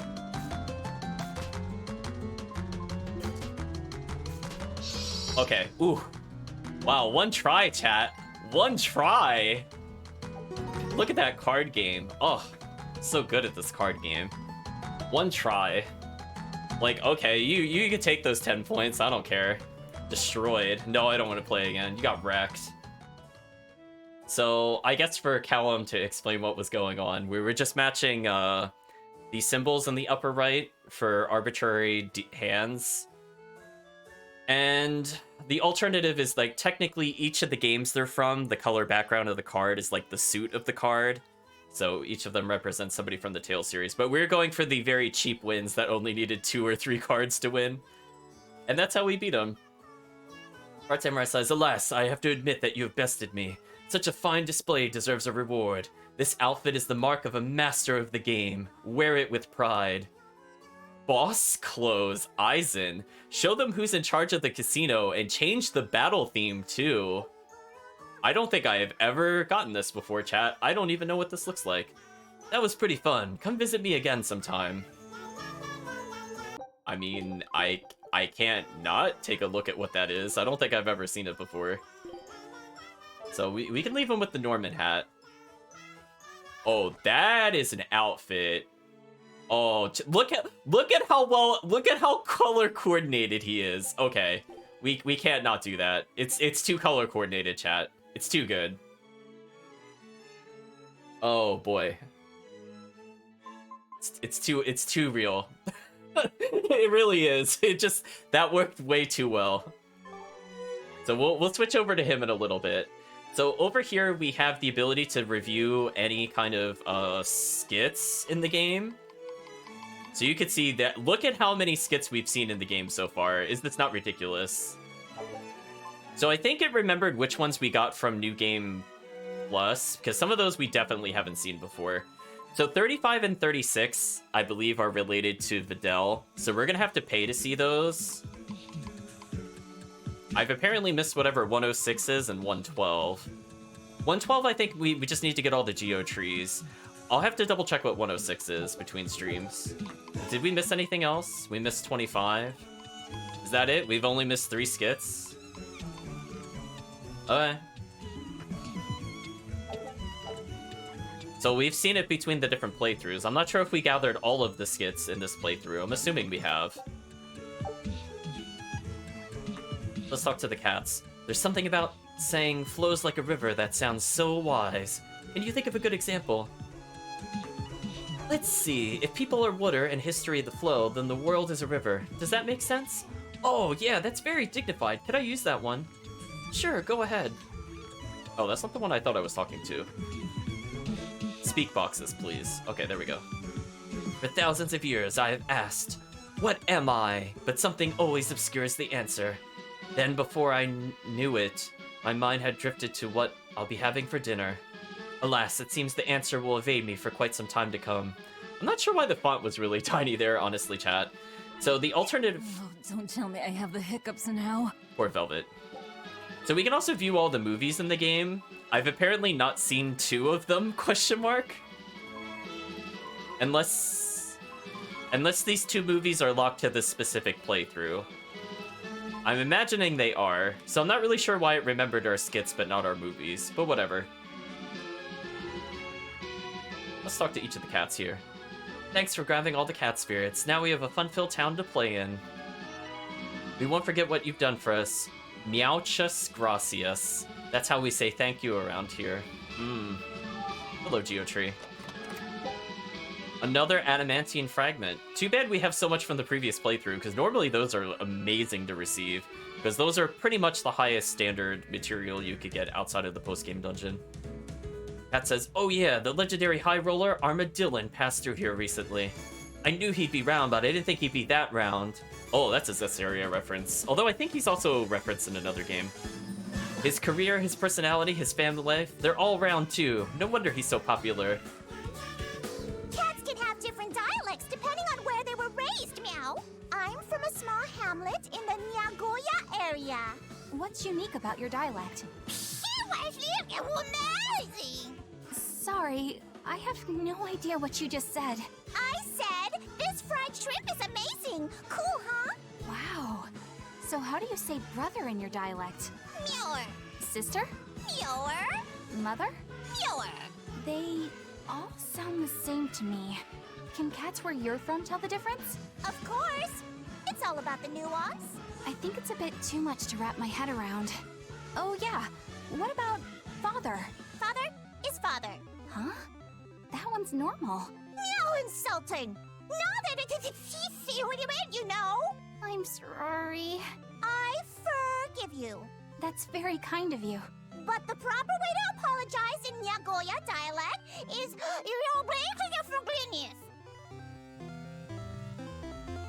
That is certainly a skit, chat. Cat says, sorry for complaining to someone who's kindly gathered so many cat spirits. Have Meowsy on me. Puns never end, chat. Standard powder. Pop Pro Wrestling BNE World Catnip Cup Heavyweight title matches tonight, Meow! The rules are simple. The contestants need each other with their paws. The first to make a sound loses, or meows out. So, is there like a countdown or something? Yup. A purr count starts when one fighter starts purring. Purr for 3 seconds and you're out, Meow. Are there any illegal moves? Grabbing the back of the neck and nibbling are both forbidden and incur heavy penalties. It sounds like a lot of fun. I'd love to try it myself. There's going to be an Anything Goes division in the next Agarte Cup. Any race can participate. Just put on a pair of cat ears and you're in, Meow. Cat's Wrestler says, I'm no undercats. My paws are ready. I'm gonna flip the world of paw pad wrestling on its back, and then I'm gonna rub its tummy. Cat Wrestler says, Brow, I'm on fire. What do you have to say, cats? The Agarte Cup will be held in 22 years. That's kind of long for humans, isn't it? Oh, the cat's hiding behind the counter. Rats, you found me, says the hidden cats. You must be something special if you saw through my tail in the sand art. Let's talk to the weapon dealer. Welcome. Feel free to look around, but if you're just window shopping, I might throw a hissy fit. The puns never end. Oh, speaking of which, chat, I forgot to state. So we hit not weapon level. We hit merchant level 14. So we actually got another item that we haven't taken a look at yet. But what I want to do for now is we're going to sell all the items that we've acquired. I'm going to sell all the melons and chocolate sauce. We don't really need that at the moment. And we're going to take a look at the supplies. So because the discount has happened, if you might remember from the previous shop, you might have briefly seen this, but the elixir was like 400,000 something. So we've reduced the price a bit more. That's a bit cheaper to start purchasing a lot of items. Now, consequently, because this is a endgame shop, we are getting ridiculous bonuses, so we might as well just purchase everything here, honestly speaking. We should have enough, we should be able to afford everything here due to the discount. Yeah, like, see the reflect 10% of nullified damage? This is like kind of what would be minimum needed to beat that other boss. Well, we beat that boss on Simple Chat. It's fine, we're not doing that. No thank you. Oh hey, Adamantine Boots. The first time we've gotten these. The 6% chance not to lose souls is an amazing ability to just learn. So all that bonus money we acquired has paid off.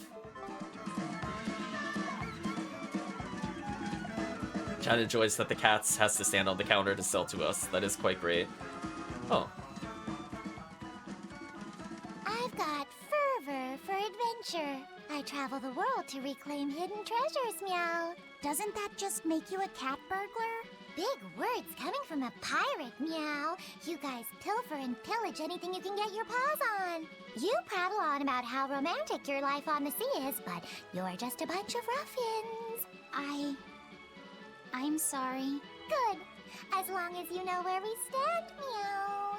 I've got my own ship, and wait till you hear what I named it. It'll make your whiskers spin. I call her Von Meowtia of my youth.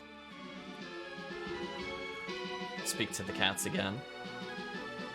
Fourth, the cat's expedition. Oh, but first we need to eat some snacks. I believe that covers this area for now. We'll be back here for a bonus boss fight later. Oh, we missed one cats. We're going for it, chat. Thinking of growing cattails here. I wonder how tall they'll grow.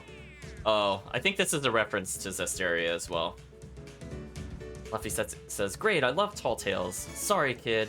Not the kind of tales you're thinking of. You have to look elsewhere for those. Oh well, I'm sure there are some tales to be found around here somewhere.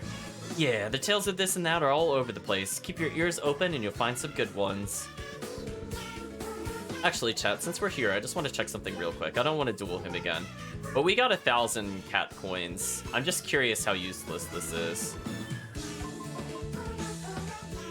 So, the cheapest item we could get would be a Detour bottle, which I think we could sell for like 30. It's terrible, chat. Terrible. I mean, we could get odorless fluid from this. Honestly, I'm thinking about it. I'll think about it. I think that is the only one worth our time. Now, chat, I recognize that there is a game over here, but for people that have seen me play this before, I am absolute garbage at sliding puzzles, so I will spare you, chat.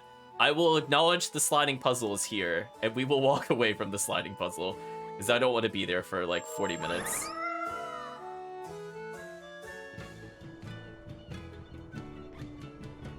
So let's see. Well, there's a chest right here. We might as well take it.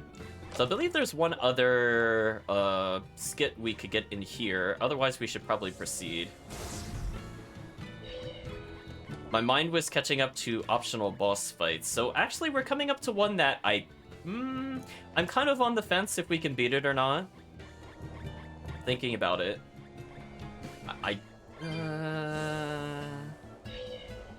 It's hard, but I think it's doable.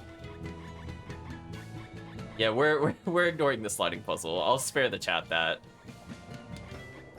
I have to practice sliding puzzles. I'm very bad at them. Like, I read things on how like to determine the pattern, and I still don't really see it / get it without having a guide open the whole time. But in any case, we're gonna proceed down here, and we will go to the port.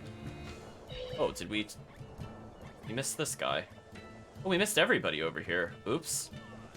Townsperson says, That's a simple tune, but catchy. Did you write it yourself? No, it's a festival song from the village of a ball. I learned it from a peddler there after we became friends. I know that melody very well. I'm glad that somebody still remembers it. I was trying to talk to little boy, but apparently I'm talking to the fishmonger. The minute the ban was lifted on keeping cats as pets, the town turned right back into the old Taliesin. Now every day is a battle against those four-footed fish filchers. Ooh. A lot of, what is that, alliteration, chat? Is that the correct term? Bully says, you can't take fish from the shop, alright? Here, I'll give you some of my snacks instead. Cat says meow. Hello, old man. If you look back at history, wars claimed a far greater number of lives than demons, and we started those wars ourselves. I'm not sure we should be especially frightened of demons. What if man is the monster, old man? Did you think about that? I don't think you did. We'll speak to this guy. Some people think there's no hope for the world, but the windmills are still turning, aren't they? I've got work to do, so I don't have time for despair. Not while the gondolas are still moving. So we completed all the Geoboard games. That's nice. Have a nice little rounding of the corner here. Gretchen says, did you hear? Lots of exorcists have lost their powers because of some demon called the Lord of Calamity. What is Lord Artorius even doing? Did he change after becoming the shepherd? People often get lazy after earning titles. Maybe he can't be bothered to work for the sake of commoners like us. Oh, we'll go see Artorius soon enough. Don't worry about that. Peddler says, danger creates opportunity, right? Now that Midgand's under pressure, its neighbors can stretch out a bit. It's time for Taliesin to return to her former glory. I hope to work with folks of a similar mind. That's not a bad plan. If you change your perspective, you might find new paths, eh? Let's talk to the little girl. Is the world gonna be destroyed by the bad guys? By this Calamity monster? What'd I tell you about asking weird questions to strangers? Sorry, he's a real handful. I don't mind. My little brother was full of curiosity too. Always asking everyone all sorts of questions. Oh, is this your brother? No, I'm not. So the world's gonna be destroyed? What would you say if I said yes? I don't want to be destroyed! I want to be a pirate and explore the world, and I wouldn't be able to have my sister's meatballs anymore! So, what will you do about it? I'll stop that monster! I'll protect my sister! Then you'll need to get stronger. The Lord of Calamity is really tough. Stronger than a demon or a dragon? You bet. But you'll still fight her? I will! Good answer. As a reward, I'll give you a good tip. If you want to get stronger, you'll need to get your own compass first. A compass? Isn't that for ships? That'll make me stronger? Yes. I know a boy who found a compass. With it, he traveled the world and got really strong. Wow. I'll find the compass and get strong too! Pepper little boy says, don't worry, sis, I'll protect you. The enemy will feel the sting of my compass's weight. You're so brave. I'm a lucky girl. But I'm not sure compasses are made for whacking people around the head with them. Squeak, squeak, squeak, squeak, squeak, chat.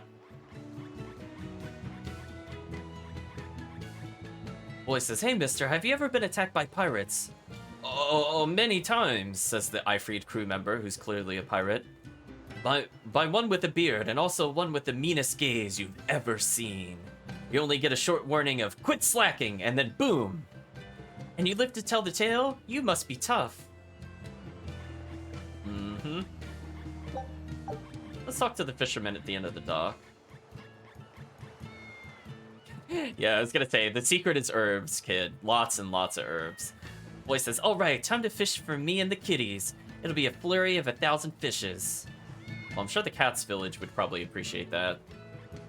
It's okay, so we're gonna make a save here, chat. So I have a more serious question. Did you want me to do anything that is more dark in tone in this session? Because I'm looking ahead in my notes, and the Zavid sub-story is up next. And I have to ask you the question, chat. Should he be dignified a more serious look because it is a sad side story. We're in joke costumes, or should we just hold on that just to keep it more lighthearted? I'll let you think about it, chat. I'll get the ball rolling for the event, but I don't think I'll complete it until I get the chat's opinion on something. So for now, let's go to Renede.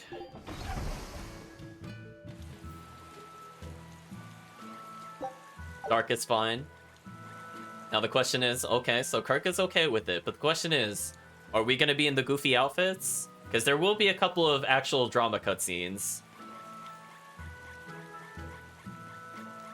But this isn't main story simultaneously, so...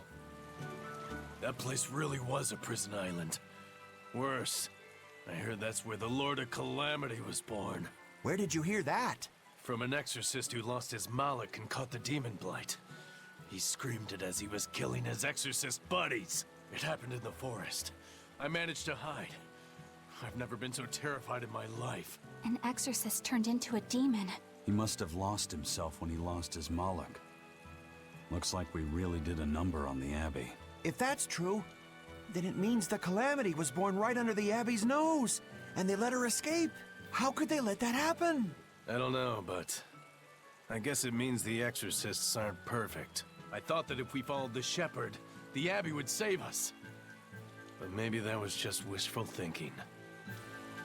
Okay, I'll switch to the more serious costumes when we get there. We have a little bit before we do any of that. I just want to make sure that this marvelous outfit is saved. This is quite something. You know what? Just to make sure that we get some viewing time with it, let's make sure... Yes, Eisen, you. Let's make sure we see him as we go around. Young Fisherman says, I guess the shepherd and his exorcists are only human. I mean, they aren't gods, so they can't solve every little problem out there. Do you think we expected too much of the Abbey? Passing your problems onto someone else isn't a good way to solve them, is it? Not a bad statement. Non-goofy, but maybe some alternate outfits? Sure, yeah, if the chat wants to dress the characters a little differently, I'm always open for suggestions. Again, this is just all cleanup before the final dungeon, because we have a lot to go through. Chat, like, would you believe me if I said that we are not even a third of the way down my list yet? So we're definitely going to be doing multiple sessions of this. Exorcist says, I never thought the Malakim had minds of their own. Our mistreatment of them must be what caused them to vanish. That is so. But if they do have minds like men, and we show honest repentance for our actions, perhaps they'll lend us their aid once more. Could they ever trust us enough, though? I cannot say. All I know is that I want to atone for my sins against them. I will do what I can to communicate that to them. Why, hello there, soldier. If the exorcists fail and the Lord of Calamity runs rampant, I will continue to defend Renede. That's the path I chose, and I intend to stick to it. I've got a message from the boss.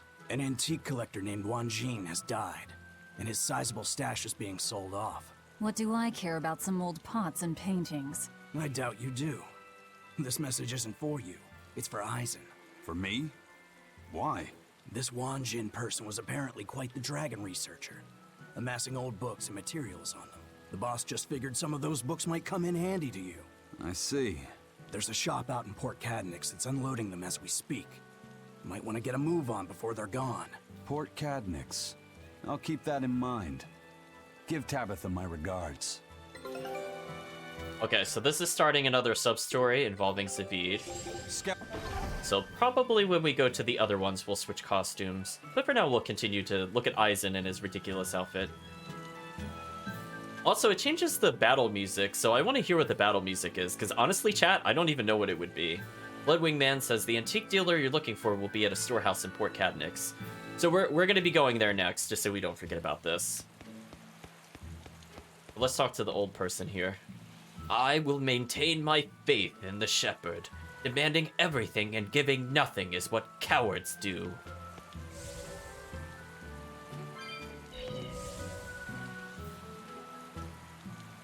So we'll go outside of town here, chat. We'll listen to the battle music.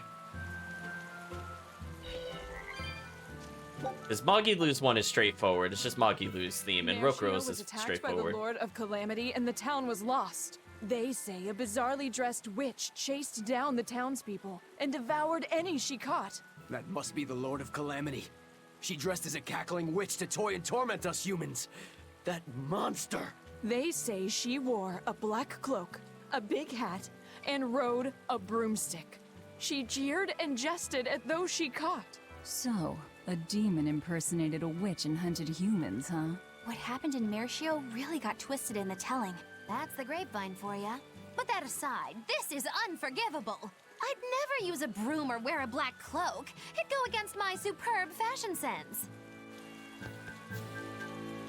Townswoman says, I feel so sorry for the people of Mercio who had their homes stolen by demons. I want to do something to help them. We should collect money from the citizens of Renede and send it to them. People need to band together when times are tough.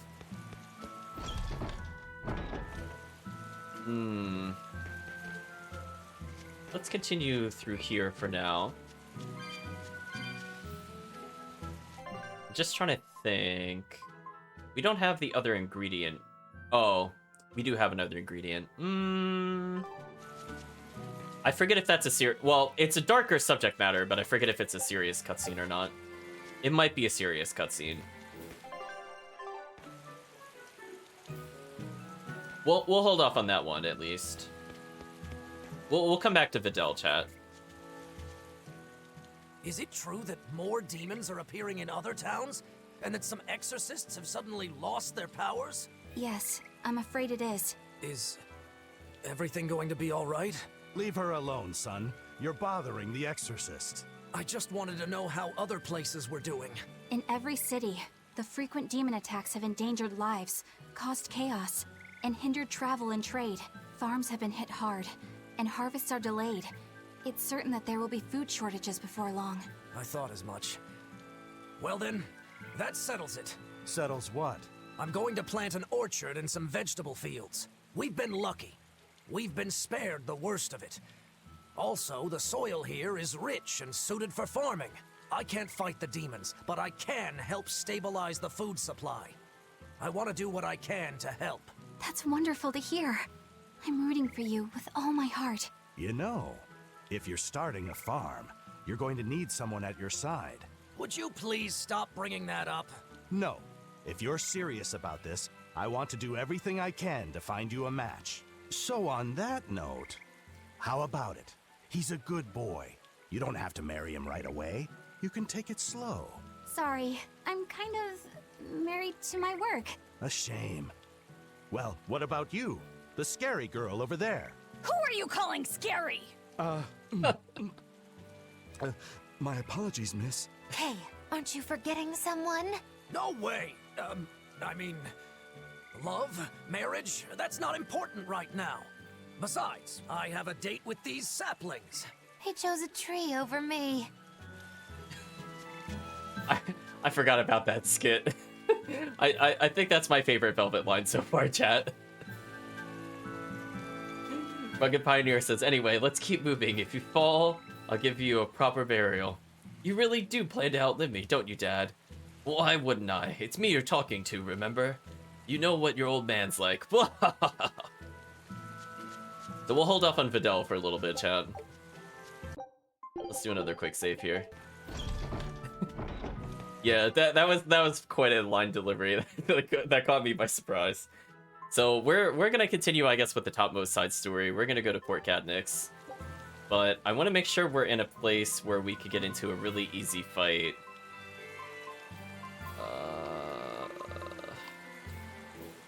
I guess here would be okay for now.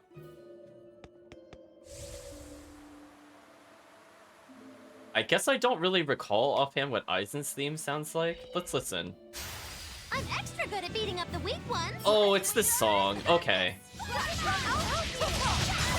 Okay, this is a very familiar song. I forgot this was Eisen's theme specifically. My spear can cut a path through anything. Seriously? Oh, smash that wall! I don't think walls count.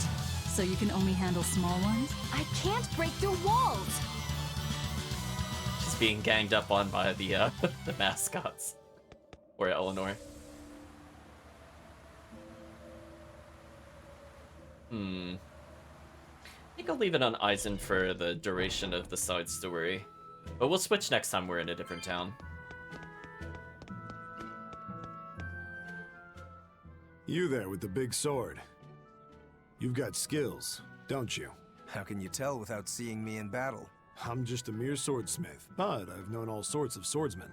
Sometimes a sword's spirit is much weaker than its owner's, and it can't match his prowess. Other times, the sword's spirit is too strong for its wielder to master, and it holds its owner in disdain. You can tell? Even if someone doesn't draw his sword? Not always, but sometimes. In his case, it was easy. His spirit is in perfect sync with the one residing in his blade. Really? I never thought about my sword that way before. I'm sure whoever forged that sword is glad to have a man like you wield his work. I'd love to meet a swordsman to whom I could happily entrust my work. But first I need practice. I've got to sharpen my skills and my spirit. Good luck. Thanks. Let's speak to the swordsmith again. I've only met one man who possessed the same ore as that fellow with the huge blade there. That's right. Like it's Shigure himself. Ooh, I don't know if I would want to state that to Rokuro. Let's take a look at the inn, chat. Sell any items we've been picking up. See, like at this point in the game, I actually really don't want to purchase some of these weaker items, because we actually really need to conserve our money for Adamantine and the unnamed items later on. Speaking of which, I forgot to show off an item, so I'll show it off once we're done talking to townswoman. I'm not worried in the slightest. The exorcists have everything under control. They'll just keep us all safe. Just stay calm. We're all worried, ma'am. Why don't you relax and be scared with the rest of us? You're right. What's happening with the world? Let's have a very brief detour. So right now we're learning with the shell ring, which gives us art, which is not too bad. But we picked up another ring from being merchant level 14. So we had this at the start of the game, which is completely ridiculous. Which we still haven't worked our way up to, by the way, but it's there. It's there for us. So we acquired this item, the Unnamed Ring, which makes us invulnerable for 7 seconds. We should probably prioritize it, but I didn't want to make it too cheap to just give this to everybody immediately. So I wanted a little bit of challenge, chat, because 7 seconds of vulnerability makes casual encounters a little too easy. But we'll definitely need that for the post-game dungeon, don't get me wrong. We're gonna need all the help we could get for that. What do you have to say, youth? Phew, I'm starving. I sure could go for some ramen and pot stickers. How can you think about ramen and pot stickers at a time like this? I'm not exactly proud of it, but I can't help myself.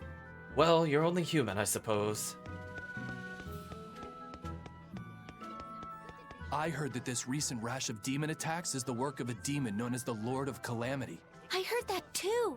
They say she built a nest in Mount Killaros where she breeds swarms of demons like some kind of queen ant. Really? That's not what I heard. I heard she's a giant, hideous hag with the head of a dragon and a mouth with gnashing teeth in each hand. I think they just called you a hideous hag. Mouth hands? Oh, how ghastly! That's not all. Those mouths spew forth clouds of toxic gas. Any human caught in it turns into a demon. Wait, is that where demon blight comes from? I couldn't say. It's just a rumor after all. But I haven't even gotten to the crazy part. This demon has a familiar, a short little thing that uses a huge board to create winds that spread the demon's poison. Rumor says that the nasty little creature takes the appearance of a trickster magician and is actually the demon's true form. So some short little monster has caused all of this? Kind of makes you hate anyone short, doesn't it? So the Lord of Calamity is actually a short, phony magician. What do you know? Woe is me! My cover's been blown! Go, my hideous hag! Devour those meddlesome humans! Nosy woman says, "Oh goodness, we're doomed. The exorcists have lost their power. Just calm down, there's no monster that could rob the exorcists of their abilities." Right, it doesn't make sense, does it? We're the monster, chat. Speaking of which, make sure, we'll probably keep this outfit, to be honest, but I think I'm gonna turn off the music for now. That way we get the boss music in different areas.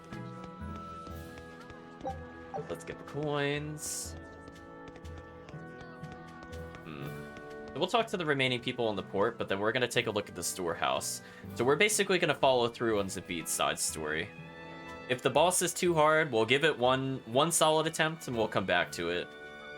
Again, it's not like the boss pattern is just very difficult. It's more like our stats are very low. So if we're not using optimal weapons, it will just take forever to do on Chaos mode. Old Man says, come to think of it, we never really did understand what the Exorcist's powers were exactly. They appeared out of thin air, and so it stands to reason they'd vanish in the same way. Yeah, we've been so caught up in all the strangeness lately that we forgot to stop and think.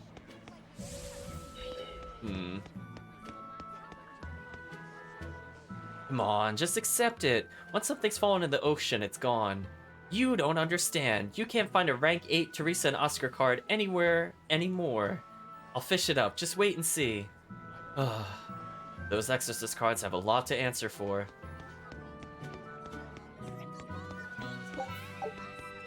I just hear the merchants shouting something. Chat's already feeling the short hate, apparently. I wonder who the chat is referring to. Surely it is not Bienfu. Oh ho ho! If it weren't Eisen, I haven't seen you in forever, laddie. I heard an antique dealer was handling Wan Jin's collection. I take it that's you?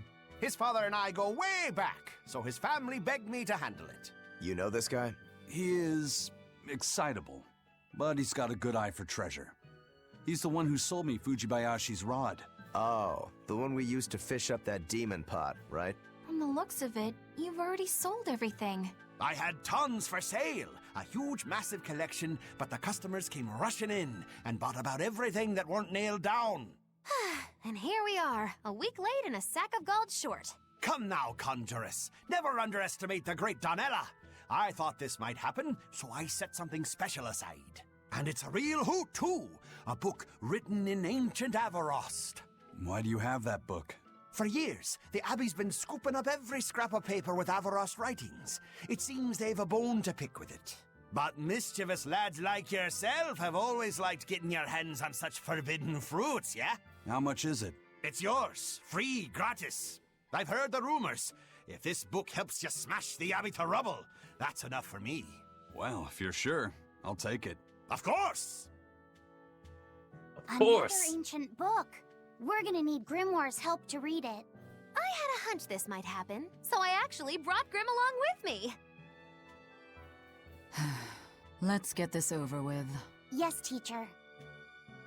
If you read this part as Snira, then it means should do. But if it's a snick, then it means don't do.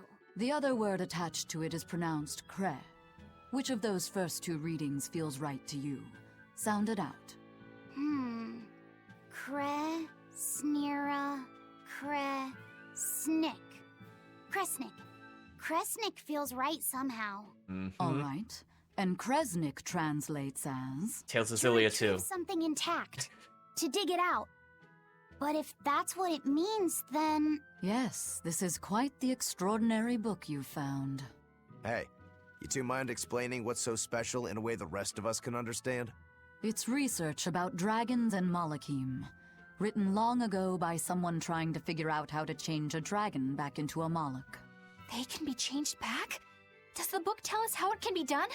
The book only contains records of failures and the conclusion it was impossible. But something interesting is written in the corner here. Unless the intact heart of a white-horned dragon is consumed, a Malach's blessing shall be everlasting. By devouring the heart of a white-horned dragon, a Malach's blessing will be lost. Are you saying that this is a way to break the Reaper's curse? If what this book says is true, yes. Meaning one Malach would have to eat another Malach's heart? That's a little gruesome even by my standards. Wait, was that something that actually happened during the ancient Avarost period? The book states that during the course of the research, some Malachim were discovered to have lost their blessings. But it's not conclusive. Guess there's no way to know unless we give it a shot. Do you intend to try? Zavid! What are you doing here? A nice old lady at the market told me what you guys were up to. I guess you know the Bloodwings too, then. Oh, you know, the ladies just can't keep away from a good man like me. Young and old. They just love me. Huh. Not a chance. You guys don't know how to take a joke, do you? Well, some things aren't a joking matter. You gonna try and kill her? And what if I do? You won't. I'll stop you. Even if it means you have to kill me? What is it with you and killing everything? Maybe you've been a little too receptive to the whole Reaper thing, huh? Don't answer a question with another question. I asked you first, Eisen. Sometimes, death can be the release someone desperately needs. I will kill that white-horned dragon. Don't call her a dragon, damn it! She has a name. Theodora. I have nothing more to say to you. This is your final warning.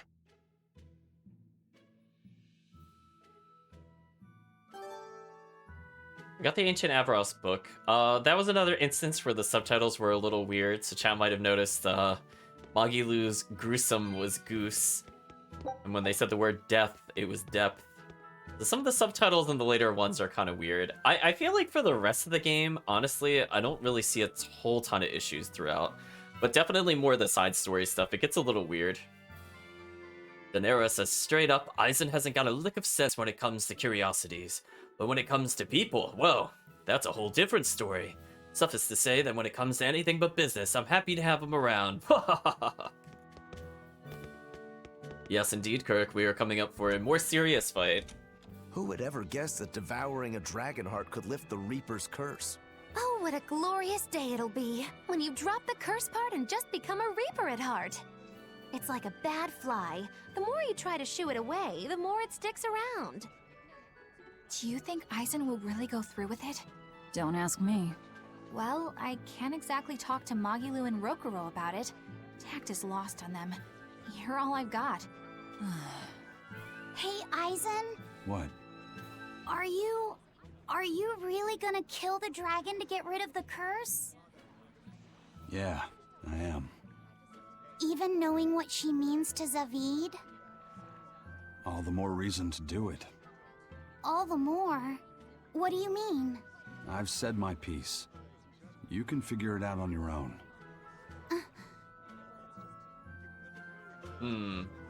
So chat, we're coming up to a more serious section of the game. So what we're going to do is we're going to make a nice little save here, since it's been a little bit of time.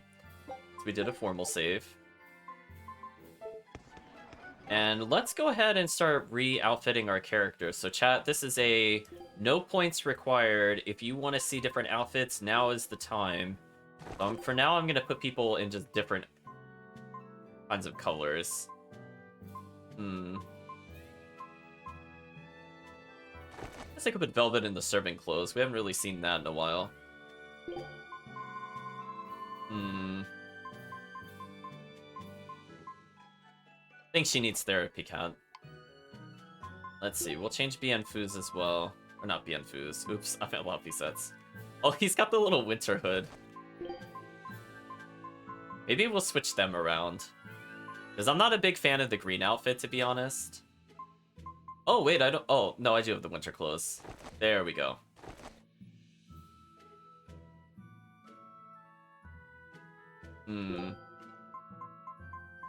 What would go well with this? Well, I guess another therapy cat, chat. I think everybody might need therapy cat.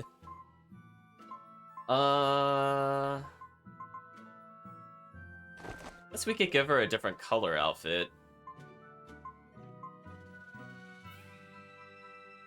Something like that for now. We'll get rid of Bienfu, which I'm sure the chat is just really, really upset about. And I like where Grimoire spawns, so maybe we'll give her Grimoire. What else could she have that's not too expensive? The pirate eye patch is kind of interesting.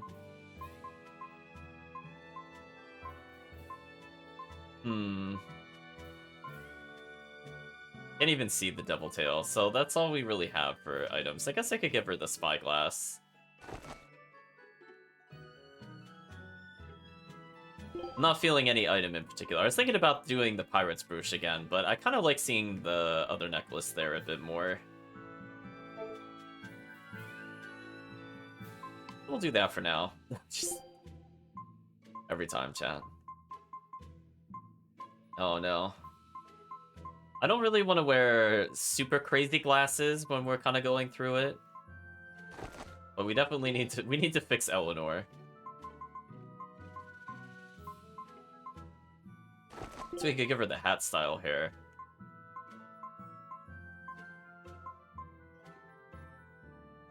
Alright, let's make sure to not change the music. We give her the Exorcist uniform. I guess we haven't seen that in a while. I was thinking what would work on her that we haven't really seen too much of. Like, we could give different earrings, for example. Unfortunately, I don't think there's any that's worth just a half point. Also, I think I just put 2 earrings on the same spots. Let's fix that.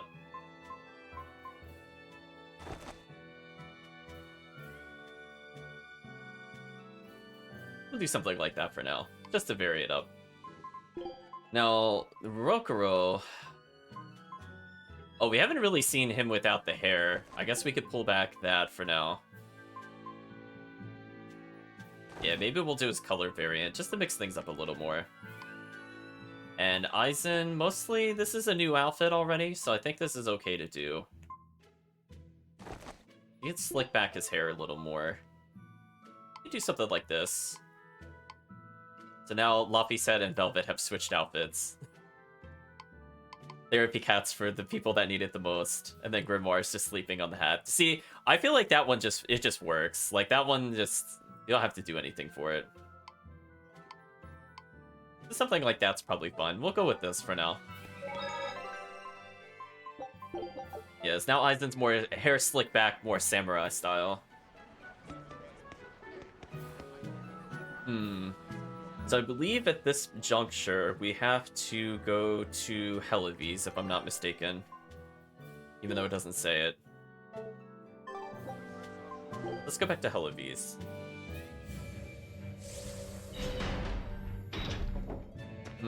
That's a good point, Chad. I should save it now before I forget about it. So I'll save over the third outfit. We probably won't go back to it.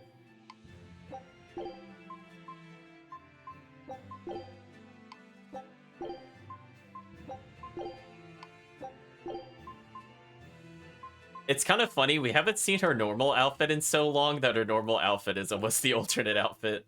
I love it. Just like Aizen's. Like, we've seen him jacketless for so long. Okay, so I believe we've already talked to everybody here, but there should be a new event at the port.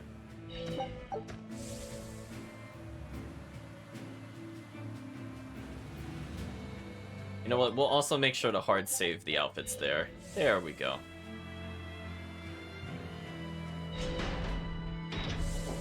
Aha. Plot awaits us, chat. Did you hear? Another group of exorcists got taken out by the Whitehorn. Again? But they sent praetors after it this time. Is it really that strong? The exorcists managed to wound it pretty bad, but they were still wiped out. Between this dragon and the Lord of Calamity, what's going to happen to the kingdom? We have to keep it together. That thing's still out in the Guyberg ice field, you know. If the worst comes to pass, we need to ensure the public's safety. We'd better make sure we know the evacuation routes. Yes, sir. Whitehorn. They must be talking about Theodora. Yeah. If the dragon is that badly wounded, then now's my chance. Let's head for the Guyberg ice field. With people talking about that dragon so much, I wouldn't be surprised if we ran into Zavid. Yeah, and if he and Aizen butt heads again, I don't think we'll be able to avoid a fight this time. Aizen said he was going to kill that dragon because she's important to Zavid. And he said that to kill was to save. What could he mean by that?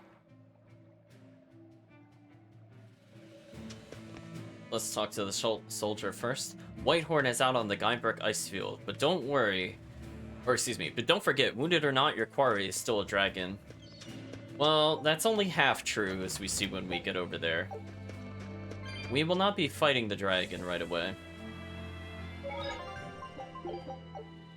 So with this, I believe we can head over to Mercio, which we eventually need to go back to from the standpoint of finishing the Quiche saga. But for now, we're gonna head to the entrance of the town here. I believe all we have to do is just head south from here.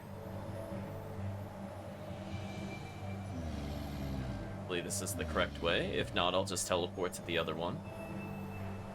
So again, we need as many cat souls as possible. We need to purchase several skits, which I think are 500 per, if I'm not mistaken. It's been a while. I looked it up once.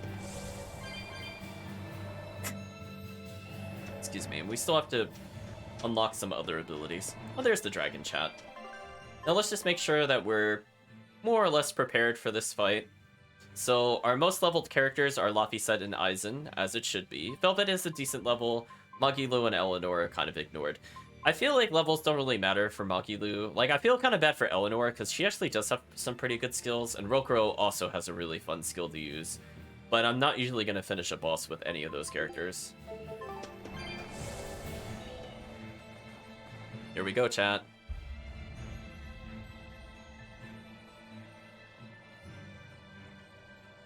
She's hurt, just like they said. Is this really how you mean to lift your curse? I'm not the cursed one. I'm game. Let's go.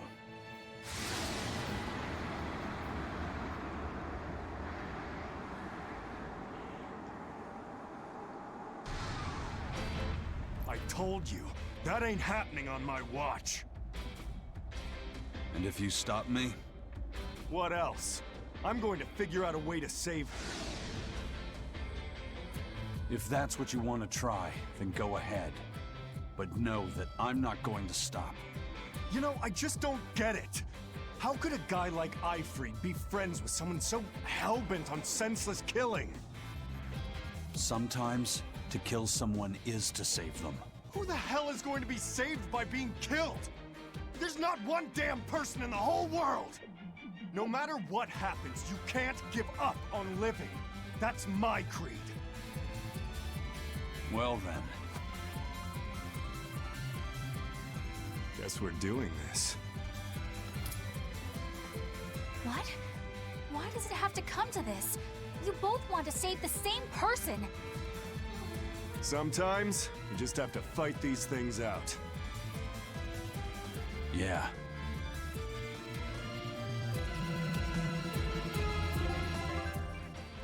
Okay, chat. This is not like a crazy hard fight, but we also have to see a Mystic Art, and that will probably be how we game over. So, what makes Zavid kind of annoying when you go to fight him, other than the fact that he's Zavid, is that he is typeless. So when you see Unknown there, chat, we can't really start a weakness combo against him.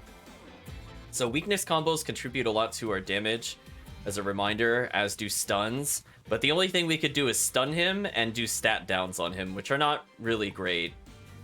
If we take a look at his abilities, he surprisingly has physical moves, but he has a lot of wind, which makes sense.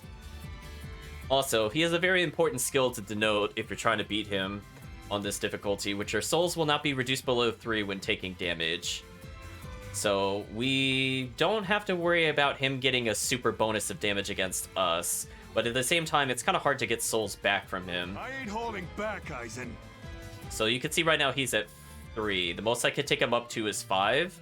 So I'm gonna have to break soul him a couple times to make sure we could do more damage. Good. If you want to stop me, then fight to kill.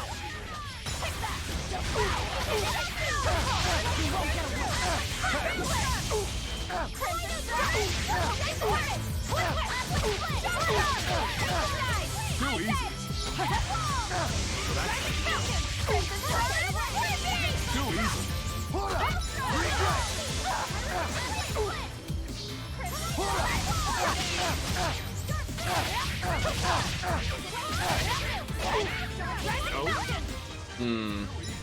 So we're not getting a lot of souls from him, which is kind of annoying, but fortunately we have a lot of spellcasters to help us out.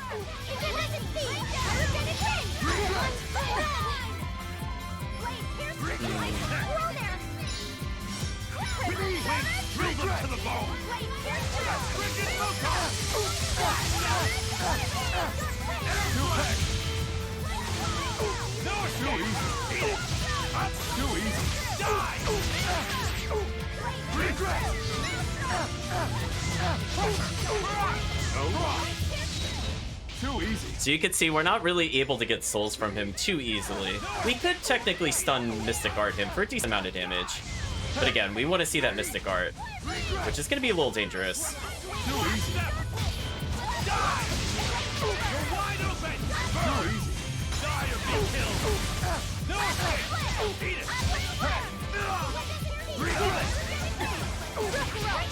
Too easy. So we're going to let our allies heal a little bit of health.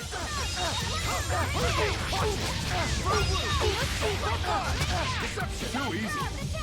Twisted. Hurricane. Caught you. For one. For two. Hurricane. I'll stop you. Hey. Caught you. Too easy. No escape. Caught you. Too easy. What a jerk, chat. Oh, he actually hit through that. That sucked. Unfortunately, our spellcasters are doing a pretty decent job. Oh. Oh no. I was gonna say our spellcasters are doing a good job at keeping away literally as they die. Well, that's his Mystic Art, so now we have to play seriously. Oh, that sucked, actually. That really sucked. I'm gonna have damage that they take, and I'm gonna choose to... You know what, let's Elixir. We need to take this seriously. This is kind of an annoying fight. Case in point. I need Velvet in here very desperately. Oh, he's killing everybody. This is bad. We're gonna avoid Crown Fire. So again, we're gonna take this fight extremely seriously because now he's kind of going on a killing spree, which is a little annoying.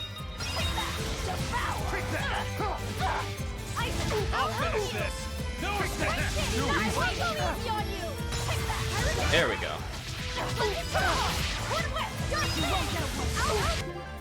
So while I'm comboing here, we're gonna re-life bottle, say, Eleanor.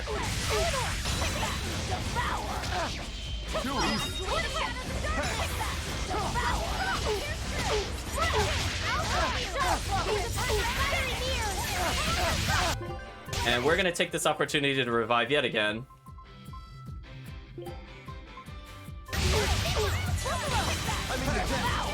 And we'll try to give our ally some blast gauge. I'm gonna make sure she has a little more meter. Oh, and our ally dies immediately. That's bad. I was gonna say, because if we give them blast gauge, they can sub out safely, which is what I want to see them do. Speaking of which, I'm more concerned about running out of souls at the moment, so I'm gonna give myself the soul bottle.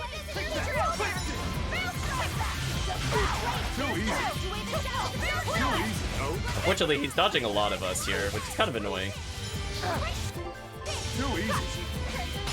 So any kind of stalling we could do is definitely very appreciated. Unfortunately, he is very good at dodging. So again, we're gonna take this super, super seriously.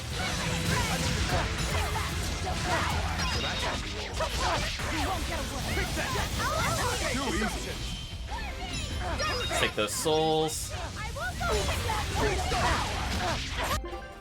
And we're gonna do one more thing. We're gonna make sure that she has some blast gauge, because I want to try to make sure she can at least sub out.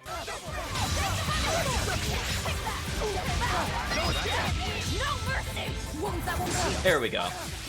Let's do some damage, chat.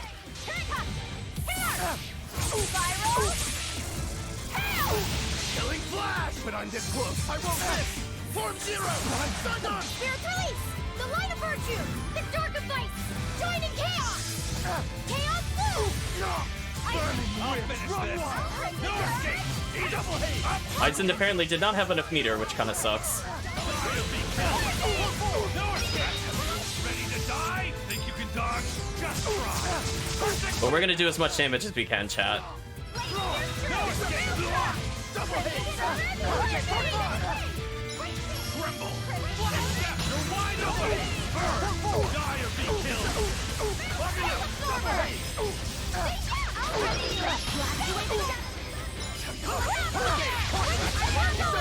We got him, chat. We got him. Too easy.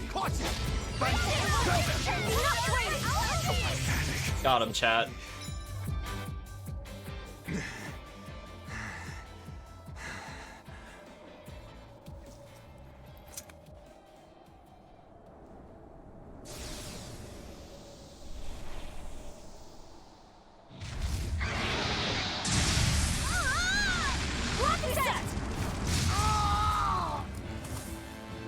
She's still a threat. You got that right! Don't even try it!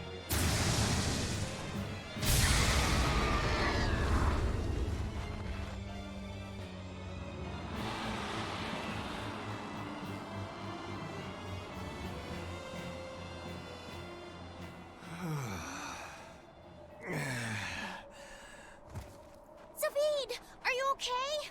Yeah, I'm not dead yet, at least. Thank you for saving me. I should be thanking you. I'm just glad you're not hurt. Me? That's right, kid. Nothing would hurt Theodora more than to harm a child. Theodora.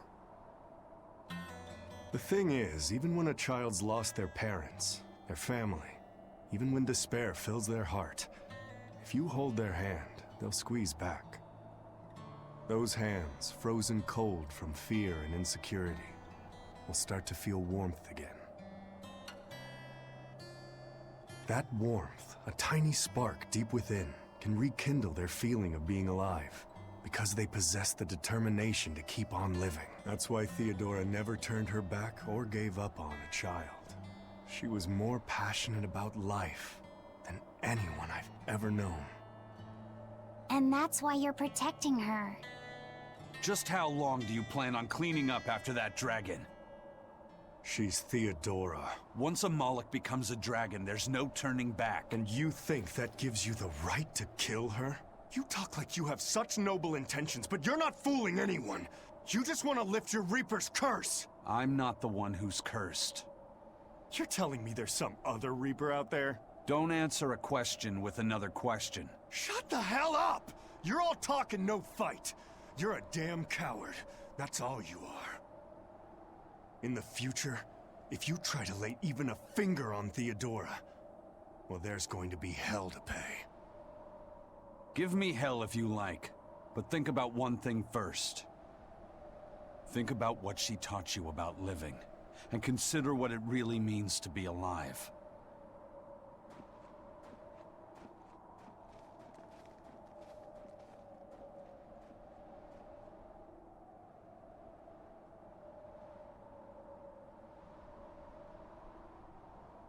Why does it have to be like this? I get that their creeds mean a lot to them both, but isn't that all the more reason for them to try to understand each other? But instead, they resort to fighting without even listening to each other first. How can they be like this? Yeah, I don't want them to fight either. But there's something else I can't figure out. Is it about why Eisen's so intent on killing that dragon? That's part of it. What I can't figure out is what he means when he says that killing can also save someone. And how he's not the one with the curse.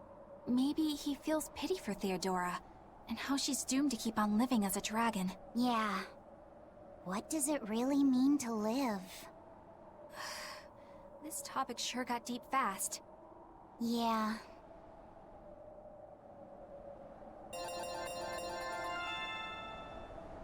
Chat, that is a lot of levels that we just gained.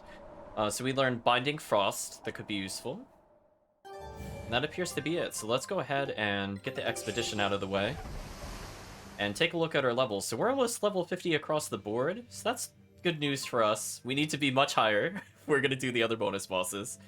But this is a step in the right direction. So one thing I just want to double check. I probably should have used the Mithril Blade into that fight. So we're going to go ahead and upgrade our equipment before the next fight. I just want to make sure that we're learning something new with each of our weapons. Yeah, let's switch this over as well. We mastered the shell ring last time, so let's just make sure we're using new items. Oh, something versus dragons? Yes, please. We will be needing that very soon. So we're just going to take a look through what we have. Oh yeah, we got the mithril ribbon earlier. I should have equipped that. So we're gonna make sure before we go too far that we equip new weapons. Oh, we unlock this at some point, the Naginata, which adds a lot to our armor. But again, we're not trying to focus on attack upgrades. Oh, that's why Rokuro was not doing any damage. He's still learning this ability. That's a shame, because he should be using something like this. Oh well, that would explain a lot, chat. So now that we have a new ability to learn, we lose a little bit of magic power, but I think this should be okay as a trade-off. We'll make sure to give Aizen a boost there. I'm just making sure everybody's learning something new. Just one quick look through. Well, she's done with Topaz Boots. Well, she could go ahead and start learning the Adamantine Boots, because her ability to not lose souls during Break Soul is actually pretty useful if we want to have her as a counter spellcaster. I think everybody else is still kind of work in progress here. Yeah, I'm just doing one quick look through. Oh, we technically have new boots. I mean, I guess I can make him learn these for now. Like, we also technically have the Mithril Boots from earlier. Or not the Mithril... Oh, actually, he hasn't learned from the Mithril Boots still. I think I'd much rather have that, actually. I forgot he hasn't learned anything from that. He just mastered Topaz, apparently. That's fine. We'll do this, because if he increases stun, that just helps us for what our approach is to combat for the meantime. So, as you might imagine, we need to go clean up loose ends, because the dragon escaped. So if we head back to Renede, we'll get reports of a dragon sighting. The boss has a request for you. Not a message, but a request? A whitehorn dragon has been showing up in the Aldina Plains. The boss wants you to kill it. Since when did the Bloodwings become agents of justice? Interested in protecting the world from dragons? Hey, we're not out to save the world. This is just to put an end to Zavid's madness. Did Zavid do something in particular? He's been harassing exorcists, trying to get more information on that dragon. That's got the Abbey on alert, which makes trouble for us. Our spies in the Abbey can't operate under these conditions. And that's where we come in. Does that mean Zavid is in the Aldina Plains too? Got it in one. Just be careful. Zavid and that dragon are even more agitated than usual. Let's go. Are you gonna fight Zavid again? The time has come. So we'll speak to the Bloodwind woman. She says, "Good luck with Whitehorn. The Aldina Plains are your best bet. As for Zavid, say no more. I'll take care of it." Well, we'll talk to this soldier since we can. "The former exorcist is working for the Lord of Calamity. I hear he planted some sort of cursed parasite into her body that makes her his puppet." "What? That's too disturbing to even consider." "There's also a girl with them with a bizarre cowlick. She looks innocent enough, but that's just a ruse. Her heart's like a stone made of pure evil." A girl with a bizarre cowlick? Wait, is that me?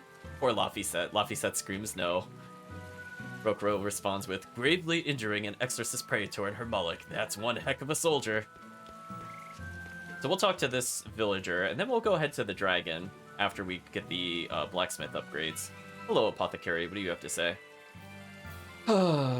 "If the exorcists go, the world will be flooded with demons. Maybe I should mix me something up that'll make for a painless death." Well, that just got real dark real quick. "It's too early to be thinking like that. Your skills are still needed. You could still help people." "That's true, I suppose. And yet..." It says, "and yet." That's never a good sign in a conversation. Oh, we want to make sure Velvet has as much here as possible. She's going to be our damage dealer. I guess I can afford to put some bonuses elsewhere. But predominantly, we just need to make sure that those bonuses are in effect. Laffy said having a bonus is nice, but not mandatory. Want to make sure that Aizen at least has some bonus, just like we want to make sure that Magilu has a bonus as well. Fire Art cast time down. Excellent, because she's a spellcaster at the moment. That'll help us out a lot. I don't really want to boost the damage of the Guandao, to be honest. So I think I'll leave it as is. Oh, is he still using these really horrible weapons? I might consider swapping him out for anything else. Like, having Amphibial here would probably help us out with the boss. I think it's not resistant to wind, but I could be wrong. But these are our best daggers by far, which we could go ahead and upgrade again, which I might honestly do, to be honest. I don't think there's anything else in here that I think is worth doing, other than maybe technically the Amber daggers for attack up. If I could cause a status ailment on Chaos. But for now, let's quick save. The question is, can I get that chest without starting this cutscene? Because I want to hold that other one off for a little bit. Okay, we could walk by safely. Got Chocolate Idol. That's probably one of my favorite weapons from Magilu. I'm glad we got another version of that. So anyway, we're done looting the town. So let's go back to Stonebury, because I believe this is the closest distance to the next boss fight. And you can notice that it is, yes, indeed raining, and you know that when it rains, the Whitehorn Dragon does indeed like to be on top of that mountain. We have to go there yet again. Speaking of which, before I do that, and make a terrible mistake, let's make sure we go to the inn just to recover our blast gauge. Now, this boss, we don't need to wait for a Mystic Art, so we could take it a bit more seriously. However, it's still going to be quite difficult. Now, the downside here is I believe they're actually blocking... Oh no, they're not blocking the inn. This is the inn. Okay, we're fine. Okay, we can afford one skit. Benwick told me that you can mop the floor with the water you've used for washing rice, and it'll make the wood shiny. Is that true? It is. Not only does it get the floor clean, it'll put on a layer of rice brown oil at the same time. 2 birds with 1 stone. Wow, that's awesome! I didn't know that. Yeah, rice water has a lot of uses. The first time you use a new earthenware pot, boil rice water in it, and you'll extend its lifespan. And if you use it when you're rehydrating dried fish, it'll tenderize it and take away the fishy smell too. And if you water plants with it, it acts as a fertilizer. It's really useful stuff. Wow, look at you, Velvet. Maybe I could see you with a family after all. You don't have to act so surprised. Still, I've never read that in any of my books before. How did you end up learning all that? I learned from Celica, who learned it from our mom. It's just been passed down across the family. Wow! What else did you learn from your sister growing up? Celica taught me everything our mom knew about cooking, from the basics to more advanced techniques. Speaking of which, rice water is really useful when cooking, too. If you use it to boil radishes, it'll get rid of their bitter taste. When you use it to boil bamboo shoots or burdock roots, they'll soften and take on a nice white color. My mother taught Celica that anyone who threw away rice water wasn't qualified for housework, and my sister passed it on to me, too. You know so many cool things! When I needed to make When you need to make a child eat their vegetables, it'll go over better if you can cook them tender and not so bitter. I bet you'd make a pretty good mom one day, Velvet. You really think so? Actually, since you're here, Bienfu, I have to ask. Those are discarded vegetables on your tray there, aren't they? Yeah, but they're just raw scraps left over from cooking. I was on my way to throw them out just now. What are you talking about? That's all still good stuff you can use. Look at those radish leaves. Dice them up, fry them in oil, add soy sauce, cooking wine, bonito flakes, and sesame seeds, and voila! A perfectly healthy topping for rice. And that potato skin? If you wipe the inner side on a mirror, it won't fog up. Put some salt on those lemon rinds and you can use them to scrub a wash basin sparkling clean. Holy cow, Velvet! You're a treasure trove of knowledge. You know what's been bothering me? These pirates are way too wasteful with their food. They leave so much garbage. You might be getting a little carried away here. Yeah, I think you've made the jump from potential mom to bothersome in-law.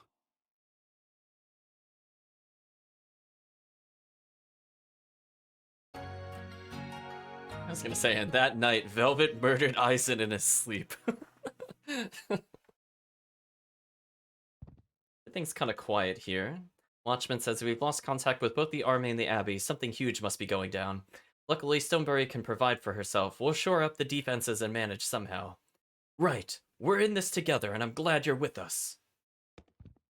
Well, for now, we're going to hold off on the other skits for the pacing purposes. Let's go ahead and go straight to the dragon. So, we have now rested. We're now at full blast gauge.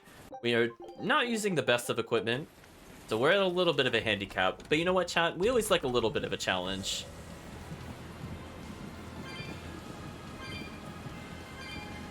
So we got through Savid, which is not too bad of a fight, honestly speaking. I don't think he has anything that's like ultra crazy other than like his rapid pendulum swipe attack. I think that's the only one that will generally kill party members. But this boss, on the other hand, is going to be abusing a lot of super armor. I'm just hoping we have enough stats to deal with the boss. If not, we could try to rearrange our equipment on the fly. That's why I wanted to make sure we had some enhancements before we went into it. So we're gonna go ahead and surf around to the mountainside on our west. Forgot where the slope was. I was like, wait a minute. Whoops, I had to go this way.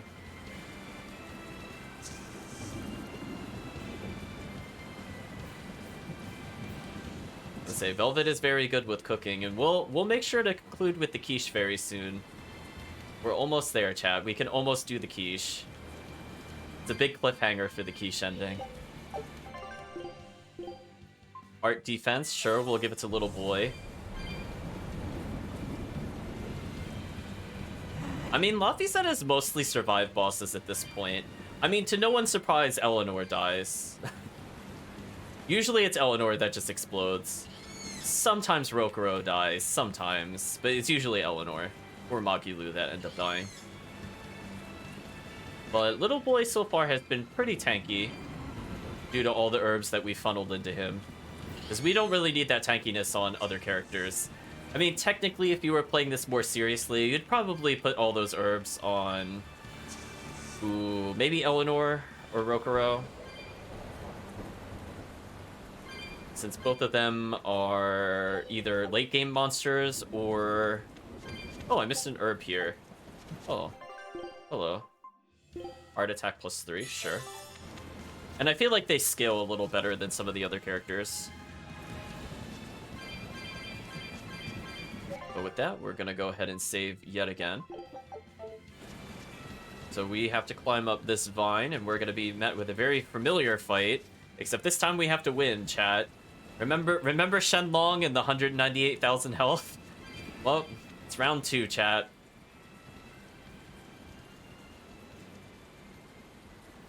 Look, it's Savid and the dragon.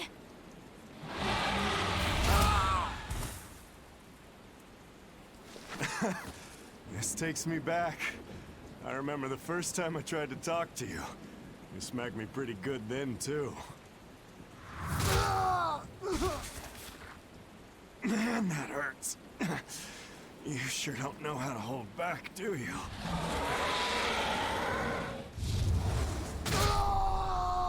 Savid! Eisen, why? Just watch. But... So, you're just waiting for me to die so you can help yourself to her heart. Is that it? Sorry, but that's not happening. I'm not dying here, and I won't let you kill her. I'll decide what I do, Savid.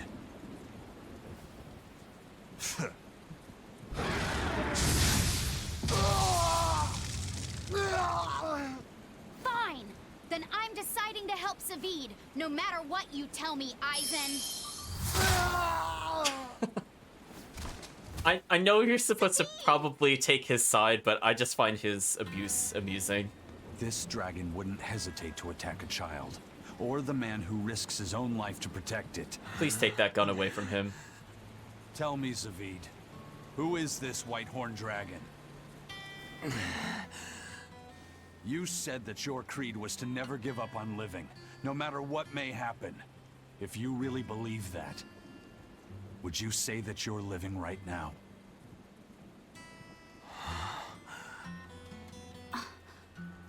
Because to me, you don't look like someone truly living. The hell are you saying? I understand now. Eisen really isn't the one who's cursed. By killing Theodora, he's actually saving... It's time to lift this curse.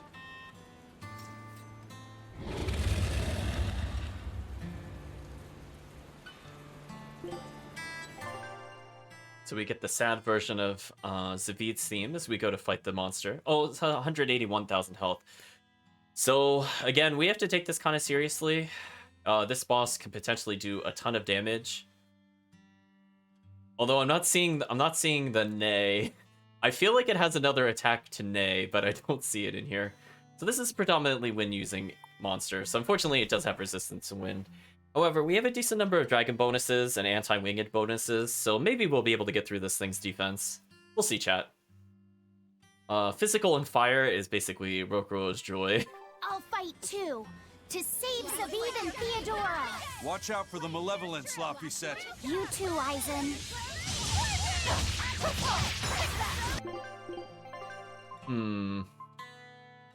I'm just thinking we should probably move our skills around a little bit. So we're gonna clear out our Twin Whip spells, Shell Splitter. I want to make sure Soaring Dragon is probably here. We're gonna get Anti-Winged. I think we have Anti-Winged in here somewhere. It should be pretty easy. Oh, not Swallow Dance. Anything other than Swallow Dance, please. Do we have a cheaper skill? No? Darn. Guess we'll do Grounding Strike. So unfortunately, this is an element that is resistant to. So after that, we need to be able to do physical and fire. Oh no, we don't need to do fire because that's there. So this next one needs to be physical. So I'm gonna change this around to do something like this.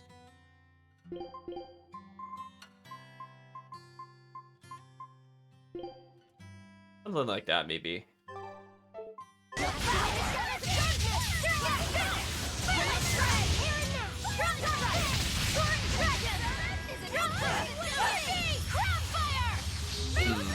We hit the thing's weakness, but I need our allies to stun it. Also, I put it on auto for a second there by accident.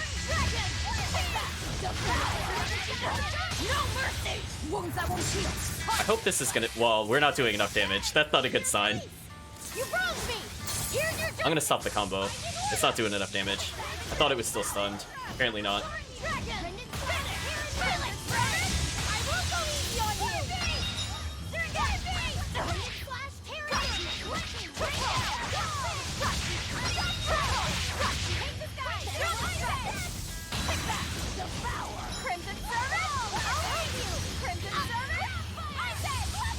We're gonna weaken him a little more. I think we could get away without using items on this boss. We just need to do a little more damage to reset our meter.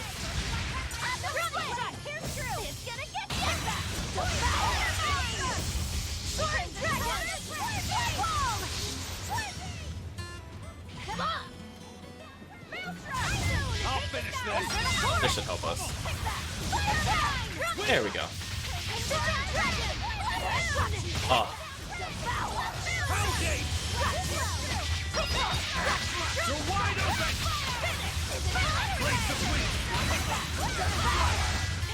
Oh. I had another chance to do it there, but I missed it. I'm gonna block to get our meter back a little bit.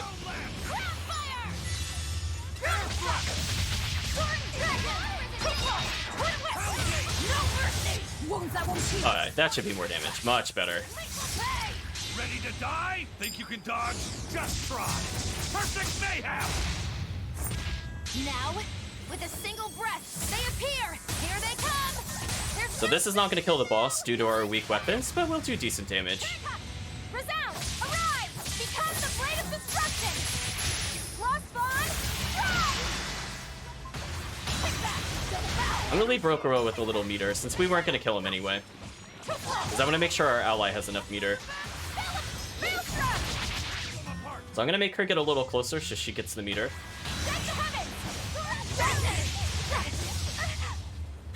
That's okay.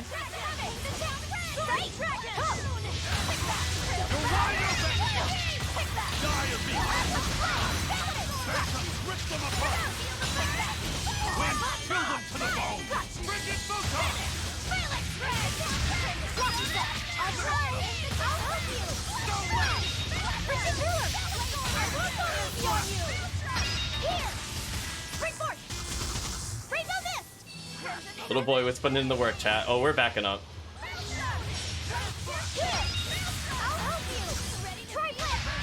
Go, little boy, go.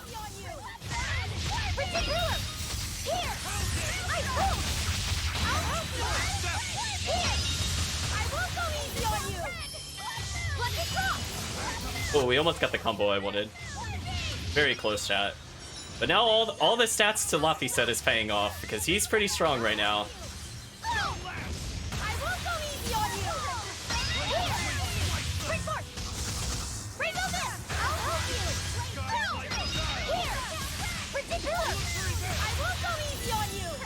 Aw, if that didn't break combo there, I would have finished the boss. Next time we got a stun.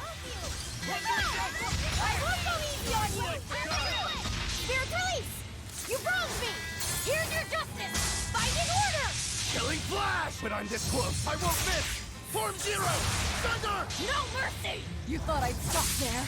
Annihilating crash! Got him. Stay back. Get away from her! If you kill her, if you kill Theodora, I'll never forgive you, Aizen! I know.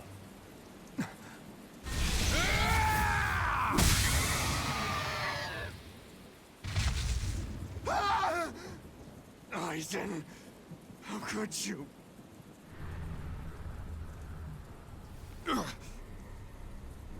What? Malevolence? Aizen! Stay back!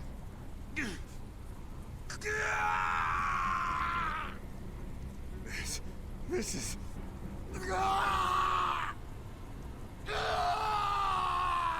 Aizen! Zavid! No! It'll get you too! But Velvet, just look at them! Ah! Ah!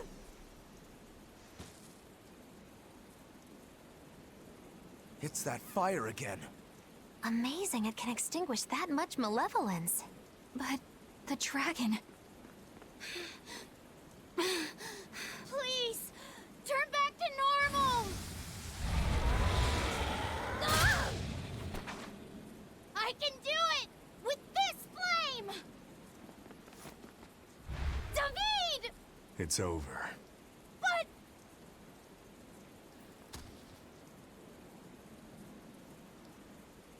Thank you.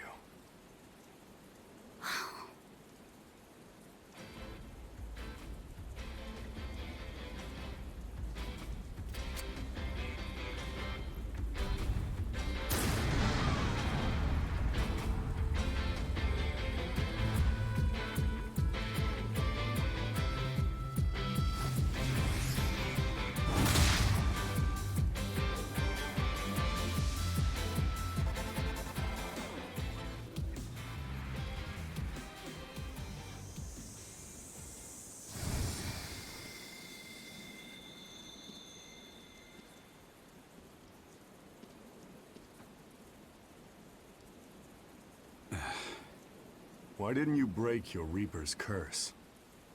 What? Did you want me to eat its heart? Don't answer a question with another question. The Reaper's curse is mine to bear alone. The danger of becoming a dragon, however, is a curse upon all Malakim. All that malevolence. It's going to take its toll on you, too. Yeah, I can already feel it starting. It won't be long before I wind up like her. You'll have to leave your pirate buddies before things turn ugly. I'm the first mate on Ifrid's ship. So, to be honest, it's probably just as well. I'd rather end up a dragon than have this curse hijack my ship and my life anymore.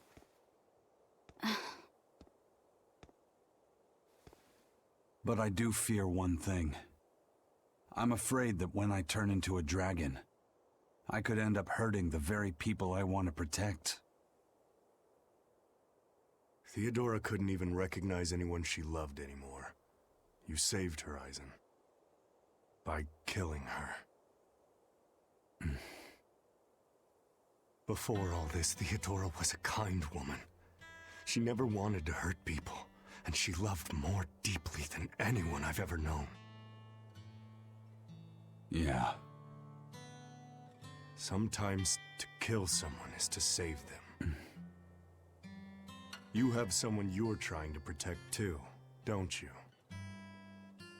My little sister. What's she like? She's like an early blooming flower, wise for her age, She's got it all together. Sometimes has to treat me like I'm the kid. She cries too easily, but deep down, she's so strong. Sounds like someone I'd like to get to know better. Who knows? Maybe I'll even marry her. Zaveid. Don't you worry. I won't make a move until I've killed you. Zaveid, what are you saying? Consider it revenge for Theodora. I'll be the one who finally puts you out of your misery. But I'll only kill you once you've stopped being yourself. Only then. You sure? Yeah. I swear by my true name, Filk Zadea, Zaveid the Oathkeeper.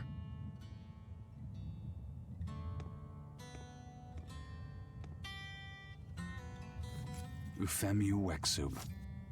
That's my true name. I'll remember it.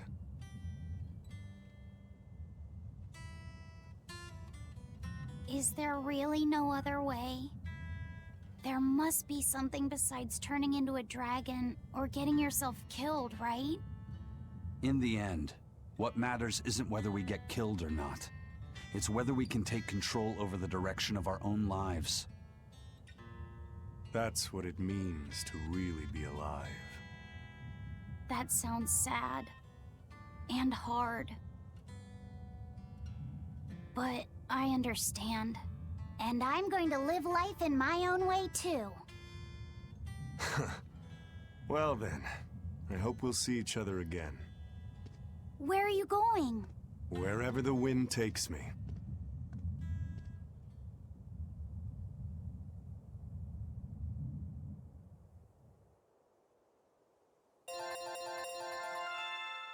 So that was worth a lot of grade, a lot of experience. So this will help us for the future fights.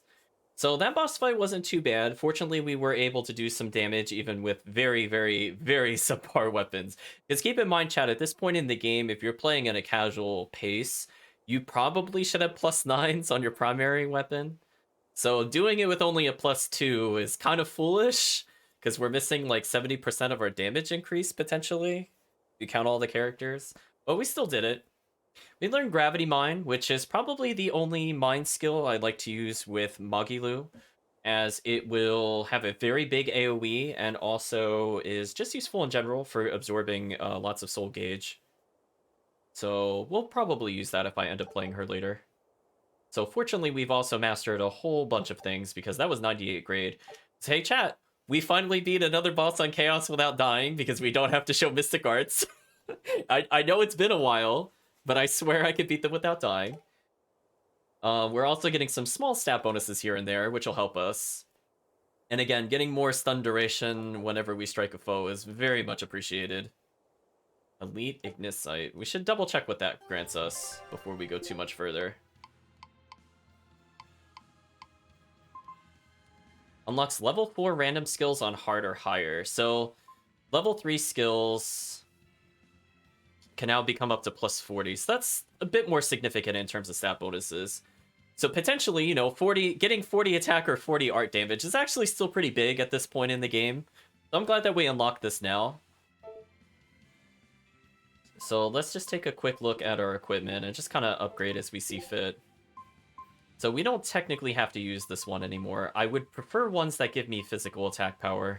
I think we only have one that really does that. Just the bonus versus fiends. Guess we could wear this for now. We should have some spare quartz, so hopefully we can improve this one significantly. Now, I don't need to use this one anymore, which just gives us focus, so I'll move it on to the Survivor Garb. Kind of a useless master skill. As I said before, I don't like to use the absorb health effects, but this one's kind of interesting from a defensive standpoint if you're playing casually, because if you look at the enhancement bonus, it recovers 50% of the damage you take, which is kind of insane, honestly. If you're playing on normal, this is like way too strong. But we'll be using it for the time being. Again, we're just looking to master additional skills.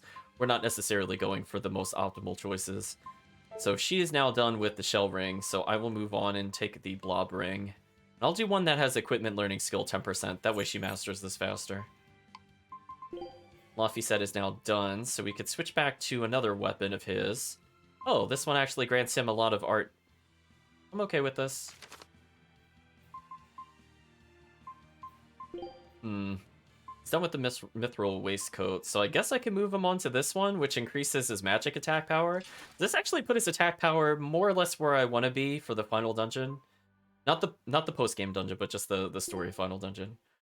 But I think in the meantime, let's at least give him the +5 shell ring, so that way he gets another blast gauge. And also that it further improves his art damage, because of course. So we're just making sure everybody's still learning something. So she's done with the pure white veil. We should have new abilities here. Oh, we got this recently. 5% chance of halving cost, sure. We'll take that. Getting wind damage reduced by 6%. You already saw how many enemies in this game have wind damage. So this is kind of important. Also, we're now at 875 focus with this combination of items, which is kind of silly. So I would prefer not to have a weapon that gives focus at this point. Are there any weapons weaker than what you... Oh, yeah, that's right. We have the Naginata. Ooh, this is kind of a stat dump, which is a bit unfortunate. I mean, it technically gives 10% attack, which is good for just overall gameplay if you're not specifically playing as them. But we'll switch to this for the meantime. Oh, Scorching Daggers. We still have not mastered you, and I feel really sad. I would like to use an actual real item at some point. Probably should equip something that boosts both our magic and our physical, because Rokuro's damage so far is kind of sad. So we might as well do this. He's done with the Mithril Boots at least, so the only thing left is the Adamantine Boots, which apparently Magilou has not mastered, so I'm going to swap who learns this. Excellent, excellent, chat. So we're just going through. Oh, Aizen never learned the Topaz Coat. Oh. Well, let's have him just do additional damage versus Winged. That also probably would have helped to have that in that fight, to be honest, but it is what it is, chat. So I don't... Oh, wait, there was an ability she hasn't learned. Oh, yeah, that's right. We got this last time. Oh, I forgot to actually take a look at these. Charge effect up or fatigue up? Both of these are pretty similar, honestly. I guess we'll do this for now. It's not as strong as this one, which is kind of a shame, but we'll get additional 15 art. I mean, I do her hidden arts every now and then, so that's not too bad. Now, speaking of which, I don't really want to leave her skills like this. I do like Grounding Strike a lot, so I don't mind keeping Grounding Strike here. I just feel like, generally speaking, I want to reduce the cost of it before I do any other moves. So I could do something simple like Slicing Foot into Grounding Strike into... I don't think we have Tearing... Oh, no, we have Tearing Thorn already. Then I guess I can move this into Twin Whip, I suppose. Into Shell Splitter. Something like that could work. We'll just move around the abilities a bit more. So right now the only downside is I have a lot of physical moves here, so I'm actually gonna... I'm gonna flip-flop. I'm gonna make that Twin Whip and this Slicing Foot. I think that works a little better. That way I have a little more elemental variety on my main commands. That should be okay. Speaking of which... Get the expedition out of the way. So we're going to return to a previous area. I want to make sure that we clear out pretty much everything possible so we don't have to backtrack anymore. So what we're going to do is we're going to go back to... I already forgot the name. Stonebury. We're going to finish up all the skits here. And then what I think we're going to do is we're going to go back to... I was about to say Port Zexen, but I'm not sure if that's the right... It might... We're going to go back to... Oh, Renede. I'm trying to think of Renede. So we're going to go back to Renede, finish off Renede, and then we're going to check out a ball, and then we're going to conclude, I think, today's session with the quiche. Because, chat, we have to conclude with the best part. We have to know about the quiche. Boy says, the chickens laid a lot of eggs today. Fresh eggs are nice and warm. Holding them makes me feel good. Well, the chickens are doing their part, so we humans have to do ours, too. I know, chat. See, there's the promise. We will end with the quiche. Village Elder says, we've got the materials and the men, so let's improve our defenses and build a stock of weapons. Yeah, that's the Stonebury's pioneer spirit. I believe there's a Nordal on the ground, so we'll click the green one. Also, chat, I think we are kind of done with this serious stuff for a little bit, so let's put on the joke outfits again. So we have them saved for later.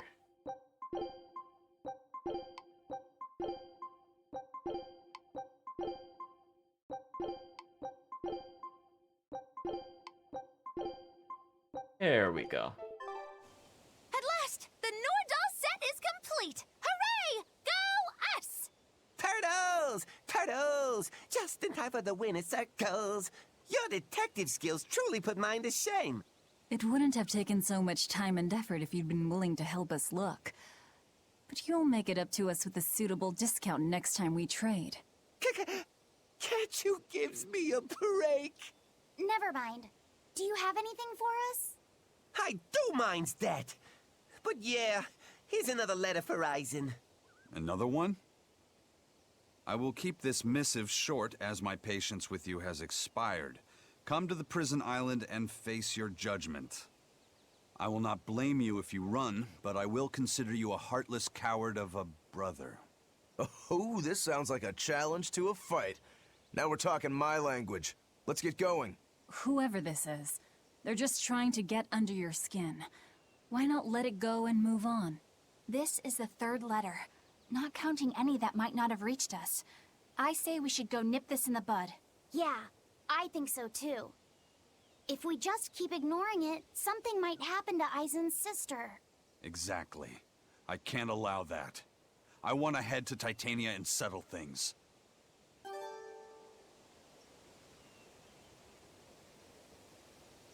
Okay. So Titania will be the location of another super boss. We'll hold that for another time. Old woman says, "Do you have any news from the capital? We've heard nothing, which is very distressing." Well, no, actually, I don't want to hear it. I can't handle any more bad news at this time. Let's make sure to rest.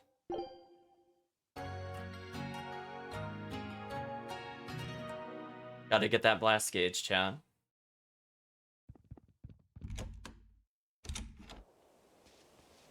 Another hunting team sent to Hexen Isle was wiped out. Maybe we really are in over our heads. Quit your whining. If we don't take out that dragon, we'll never get into the Calyx. We're operating under the direct order of Lord Artorias himself. But how can we hope to complete our mission without Lord Shigure and the other legates? There's a dragon on Hexen Isle? Perhaps the one that was caught in the Calyx got loose? I don't think so. It sounds like the one we fought some time ago. It has to be Silva. Rein it in, kiddo. That dragon is bad news. I rather like not being a smear on the ground or a slowly dissolving mass inside a dragon's digestive tract. We'd best leave it be. What? Do you feel obligated to help him? Not exactly. Even when we were together, we never talked. I mean, we didn't have any feelings or free thought. We were just there. If you'd taken him with you instead of me, I'd probably have turned into a dragon by now myself. He's beyond saving, but at the very least, I want him to be at peace. It's your funeral. I'll stick around to clean up what's left. Jeez, Velvet. I'll go too. Me too. I'm in. Everyone deserves closure. Oh, to be young and fearless. You do realize if we lose, there won't even be any dental records left to identify us by? Oh, you know what I was thinking of? I was thinking of Silva with the neighing. That's right, chat. I was wondering why the other boss didn't do it. Had the wrong boss in mind, but we'll be encountering Silva in the future. Exorcist Praetor says, "The Dragon Hellkite is invading Hexen Isle. Someone has to stop it. But the Abbey hasn't the resources." Oh, it's the winemaker, I think. I still have a long way to go before I perfect my new drink, but I did discover something useful already. If you steep the radish bells in barley wine, the poison is denatured, leaving behind a hearty flavor. Sounds like snake wine. Exactly. That's where I got the idea. So, can I get a taste of your new concoction? Don't tell me I have to wait 50 years for this one, too. I just started brewing it up. It should be ready after the summer. But my intuition is telling me to let it sit for 4 years. In that case, we'll come back next autumn. Make sure to save enough for 2. Nah, 2 won't be enough. I want to treat the whole crew. How much can you make by then? I've already prepped 3 large barrels. If I push, I could probably ready another 7. Great, make them. I'll pay for all 7, and we'll split 5 barrels in the autumn. What? And we'll come for the other 2 in 4 years' time. Right, Eisen? No, we'll only take 1 more. The last one is yours to sell as the town's specialty. Oh, thank you. I'll make sure it's delicious. Looking forward to it. Of course, Eisen would be interested in the poison. Old Brewer says, next fall we'll have a feast with the finest spirits. Now I have something to live for. Hello, villager. Whether 5 years down the line or 50, this village will still be here, so don't you worry. Stonebury won't fall to Demon Blade.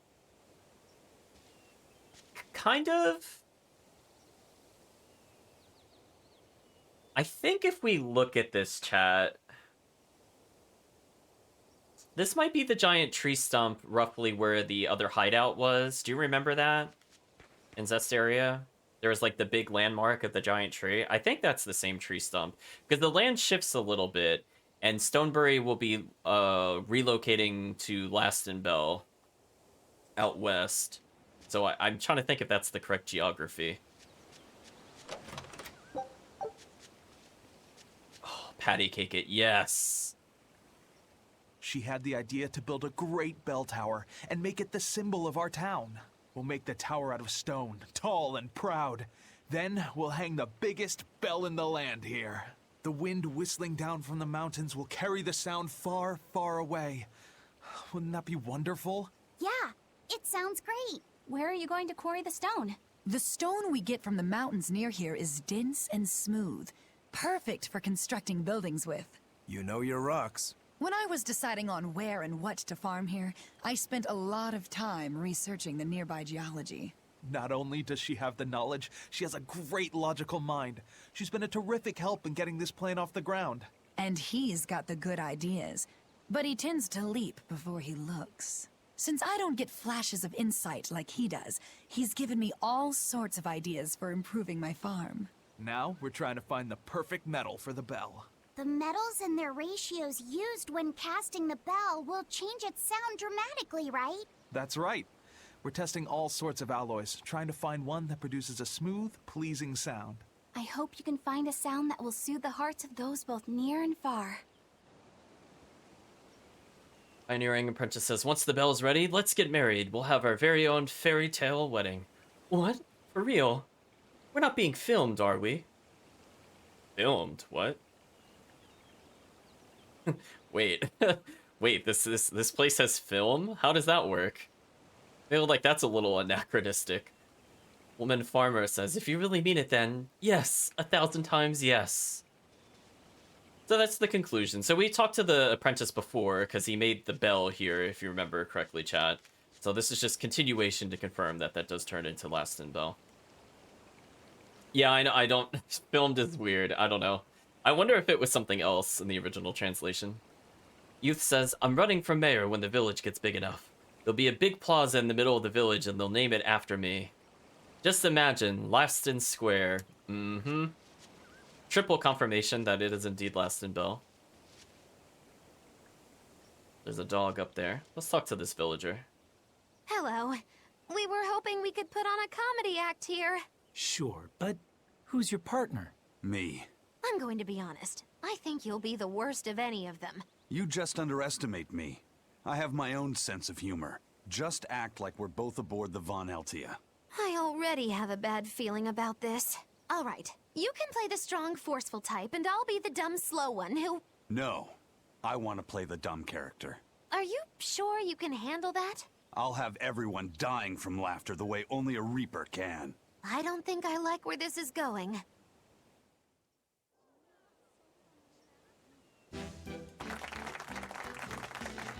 Hi there! We're your friendly comedy duo, Death by Laughter! Magic Kazam! Huh? He just stole my line! Thank you all for coming here to see us today. Now, when you think of Rakugo, you of course think of classic characters like Hatsuan, Kuma-san, Oya-san. And there's the neighborhood retiree, and Yotaro the fool, who... Whoa, hold it! What are you rambling on about? Does it matter? I'm just trying to get a feel for the audience. Every comedian does it. Not anymore. Speed is key nowadays. Speed! You need to be snappy and get straight to the point. Well, I object. Comedy that forgets the old classics has no future. What's old is tired. Comedy is always evolving. It has to. You must be some new wave type then. Did you just click your tongue at me? No.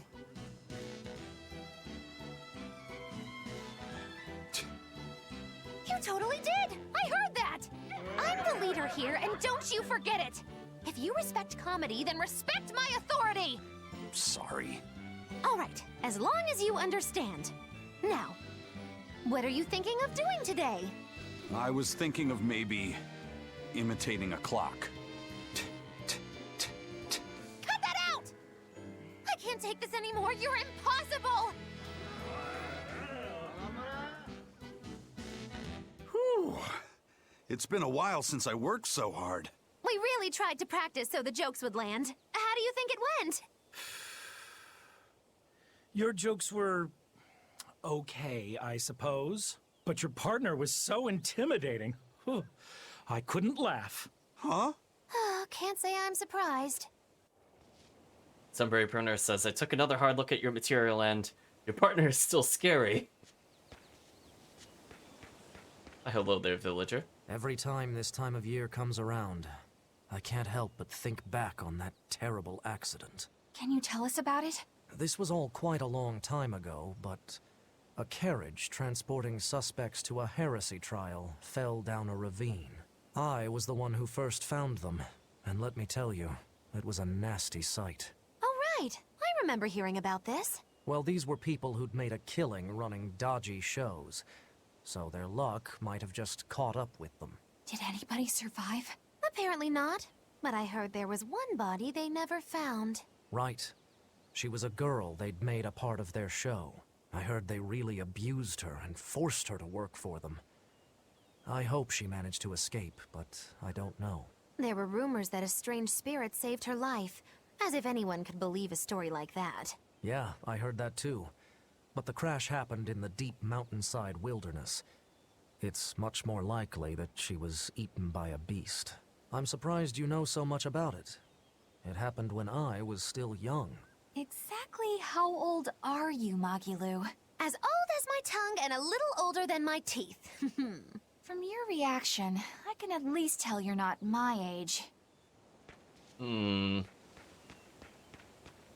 Brief glimpse at Magilu's backstory. Before we teleport away. Gotta talk to another person who's doing the patty cakes. Demon Blade or no Demon Blade, I have to take care of my crops. We need to eat after all. Hope they're no longer yelling at us to leave the crops. We've won, chat. They've given up. Okay, so nothing new has unlocked still, which is fine. I think we're at pretty much the end of the code reds. So let's make sure. So it wants us to go to Taliesin, so I suppose we could go ahead and do that at this point.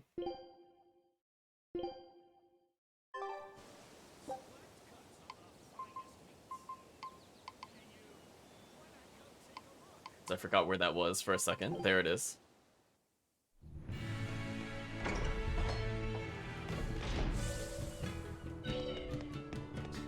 Oh, I forgot to check. Did anything respawn down here? Oh, it didn't respawn. That's a shame. Let's go check up on Savid's family, chat.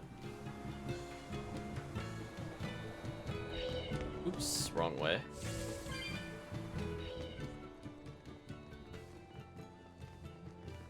Oh, it's you! Thank you for everything you've done. Has Savid been by since last time? Yeah, actually, he finally dropped by here the other day. Ah, it was great. We were all really happy to see him again. What about Theodora? She wasn't with him, but he made it sound like her problems were finally all resolved. He said they were going to travel together. But we don't feel lonely.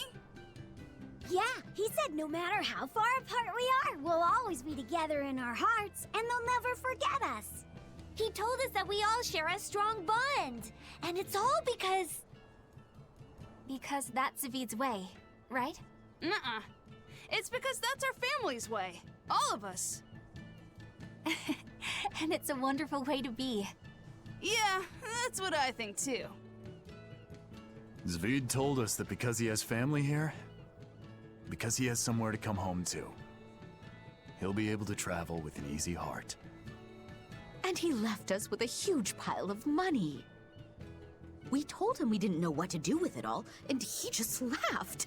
He said we could use the money to grow our family even more.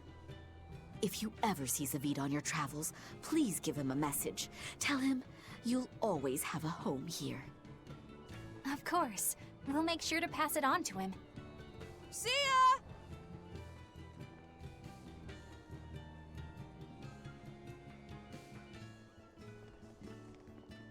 We got orders from headquarters. They want us to boost security for the transport unit. But the transport's got more than enough as it is. A few days back, a Gald convoy got raided. They lost everything, down to the last coin.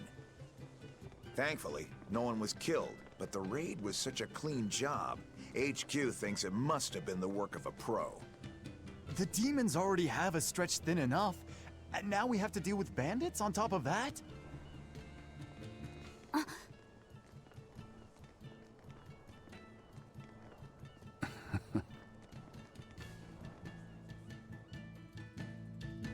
Work of a pro, chat. We're gonna go ahead and quick save here, because I don't remember how serious this cutscene is. I feel like Zavid didn't deserve a super big amount of serious closure, so I think that was okay to do. Nothing has respawned here. That's a shame. So we're gonna briefly visit a ball, and then we're gonna go over to Berseria. Now, we'll be coming back here in a little bit, regardless. But I don't think I've gotten far enough in the other sub-stories to unlock another dungeon. Actually, chat, when I said there was a dungeon last time, I forgot. There's actually 2 dungeons we haven't been to. So we have a whole bunch of content still left to go before we even consider the final dungeon.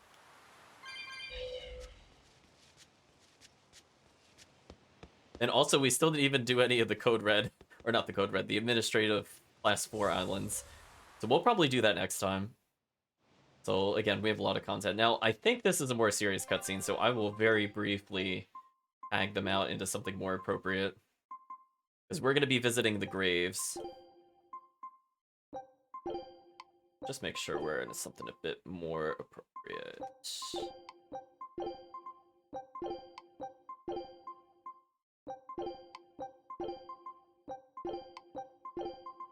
There we go.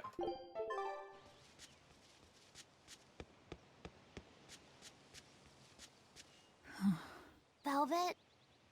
Is everything okay?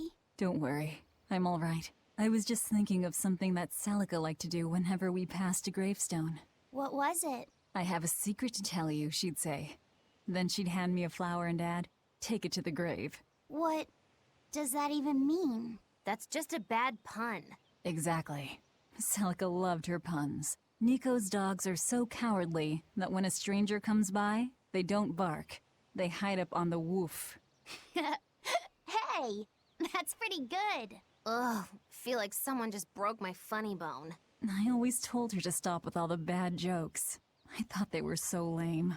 But now that she's gone, I miss them. Every day with Celica was bright, filled with joy. I realize that now. She'd be happy to hear that. You know, it sounds like Celica and Magilu had a lot in common. If you're trying to say I'm an unrepunnitant punster, I'd have to object. But if you're trying to say that I'm witty, charming, and the party mood maker, I'll take it. Hey, Velvet, you can think of me as your new sister. I won't stop you. I'll even let you call me Big Sis. I'm this close to suing you for defamation of character. I knew I'd see you in court one day. Judge, objection! This is a witch hunt! You're incorrigible. Anyway, we don't have time to get all misty-eyed. Let's go. Okay, so that's out of the way. So let's teleport one last time now that we're in more serious outfits to Renede. I did think about it again. And let's go check up on Videl. You're Laphicet, right? Yes. Who are you? I'm Vidal's mom. He wanted me to give you this note. It's the fourth ingredient! What happened to Vidal? He has a high fever and can't move right now. It's the terminal stage of the 12-year sickness. It can't be! All the other kids in town avoid Vidal because they're scared of the disease. But you chose to be his friend. I want to thank you for that. Vidal always perks up when he talks about you. Miss Vidal's mom, I know this is sudden, but can I borrow his book? If we can figure out the last ingredient, we can make medicine that'll cure him. I don't care what it takes. I'll decipher it myself and... That sounds like it could be really dangerous. I can't let Vidal's friends put themselves at risk like that. Besides, I've already lent the book to someone else. I've been prepared for this day ever since I learned he had the 12-year sickness. I'm sorry, Vidal. I'm sorry I couldn't give you a healthy life. What's the plan, Laphicet? Do you still intend to look for that last ingredient? Why bother? Time's short and we're out of leads. I know it's sad, but there's nothing we can do. Vidal was fated for this end from the start. Is there really nothing we can do? Don't feel guilty. None of this is your fault. You've been a good friend to him. Besides, the Omega Elixir is a fool's errand anyway. How could you say that? Jeez, Velvet! Even I'd have tried to soften that one. What's there to be gained from being less direct? Sure, it might hurt now, but in time, it will be just another memory. A sad memory you'll keep tucked away for when you need it. How can you talk like that? Vidal's still alive! And what about all of his research? The Omega Elixir is real! I'm sure of it! I'm not ready to give up! Then stop talking about it and keep on looking. You mean it? Once you've lost him, it'll be too late. No matter how sorry you feel, no matter how deeply you regret, regrets don't change into memories. They hang over you like a living nightmare. But you haven't lost your friend yet, or your hope. Yeah. Then hold on to it as tightly as you can. Okay. I'm going to find that fourth ingredient. Let's take another look at the clues in Vidal's notes. So, we handed over the egg, but we still need another ingredient. So, woo, chat, we have so many things. So if we take a look at the mini-map, it'll actually just tell us where to go. We're gonna hold off on doing this one for later, because this requires us to go into another dungeon. So we're kind of setting things up so that we're inevitably gonna start heading to Yassault, but we're not gonna go to Yassault quite yet. And we'll come back for this dungeon, I think, next week. But as you can see, we have a lot of side quests still unresolved, and most importantly, we have to go get that quiche, chat. I've been putting you on hold this whole time. It's time to go back to Mercio. I forgot where it was for a second. I'll remember eventually. This is Beardsley. Why am I... Oh, there it is. Yeah, East Entrance is fun.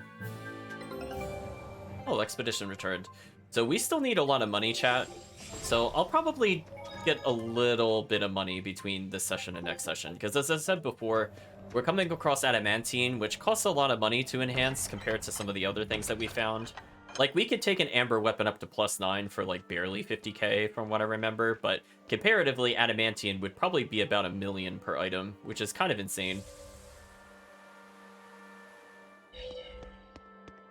But, again, we're not looking to get to +9, but I would like to have a couple +2s and +3s here and there. Hello, Steve. Hope you're doing well. We're coming to the conclusion of the stream. I'm just double-checking up here if there's anything else for us to look at. Oh, there's 2 more skits here. I think we could view these, and then more importantly, chat, we have to look for the dogs. Because if you remember, the dogs stay behind in this city. And that means we can learn about Velvet's quiche. Oh, hey Grimoire. Magilou's real name is Magilonica, isn't it? Yes, it is. She's always been so distant. Distant? What makes you say that? She's always had strong resonance and was able to see us Malachim from the day she was born. But her family thought her powers were creepy, and they abandoned her while she was still just an infant. That's terrible. So she got picked up by that crooked troop that put her in their freak show. Yeah, that was when she caught me. When I got caught up in her life. It's hard to imagine how painful it must have been. A little girl forced to the stage, made a source of amusement and revulsion and hate. You can see why she'd want someone on her side, even if that someone was Bienfu. Hey! But she managed to get away, right? After the accident? Well, that accident was set up by Lord Melchior. What? Is it so hard to believe? Melchior was looking for someone he could shape into becoming his worthy successor, so he made sure she survived the wreck. He probably justified it as saving the world. Tell me, Grimoire, what's your connection with Melchior? I don't really have one. I knew the former head of the Exorcist a little, but I stayed out of his way. He never talked about personal matters. At least not while he was sober. As I recall, Magilou trained under Melchior and rose as far up the ranks as Legate. That's right! She worked really hard to get there, too. Magilonica Lou Maven. When Melchior adopted her and gave her his last name, that was the first time she really felt that she had a home. When she lost that name, she was devastated. She failed Lord Melchior's last test, and he just discarded her like an unwanted toy. She was an empty shell of a person when Bienfu brought her to me. Magilou stayed with me for a little while, but then one day she left without warning. As for what happened next, well, you probably know better than I do. Yeah, I guess we do. I'd ask you to look after her, but I know how that would go. It'd have to be a pretty cold day in hell. I'm sorry I talked about your past behind your back. It wasn't my place to say. It doesn't bother me. You were talking about Magilonica, and Magilonica might as well be dead. But while we're on the subject, may I ask just one question? It wasn't failing to hold up against Melchior's art that broke your spirit, was it? It was when you realized that he no longer considered you his daughter. Who can say? I've left my life as Magilonica behind me. I'm not her anymore. I'm the evil witch Magilou who fights alongside the Lord of Calamity! Well, wherever you go, Miss Magilou, I'll follow you as long as I live! Well now, Bienfu, you think you can get away with talking about me behind my back? Huh? Why do you only care that I did it? What about the others? Yours is not to question. How could I forget how mean you are? I'm glad you finally found a place where you can belong. So I figured we've been giving Aizen enough showtime, so let's switch over to... Let's see, who do we have left? I guess Magilou, Eleanor, and Rokuro. So I'll go over to Rokuro. It's an honor to serve as the vanguard. So his voice echoed in the church for some reason. If you repent your sins in a sanctuary, the Empyreans are supposed to forgive you or something, right? If I say something here, I wonder if Inomina will hear me. I don't think it works like that. Besides, I doubt this sanctuary was built on an Earth Pulse point. Yeah, you're probably right. Was there something you wanted to say to him? Yeah. I wanted to thank him for the comb, and also tell him what I'll be doing next. If I had to guess, I'd say that everything you want to say has already made it over to Laffy. Why do you think that? Because I got it loud and clear myself. Fee.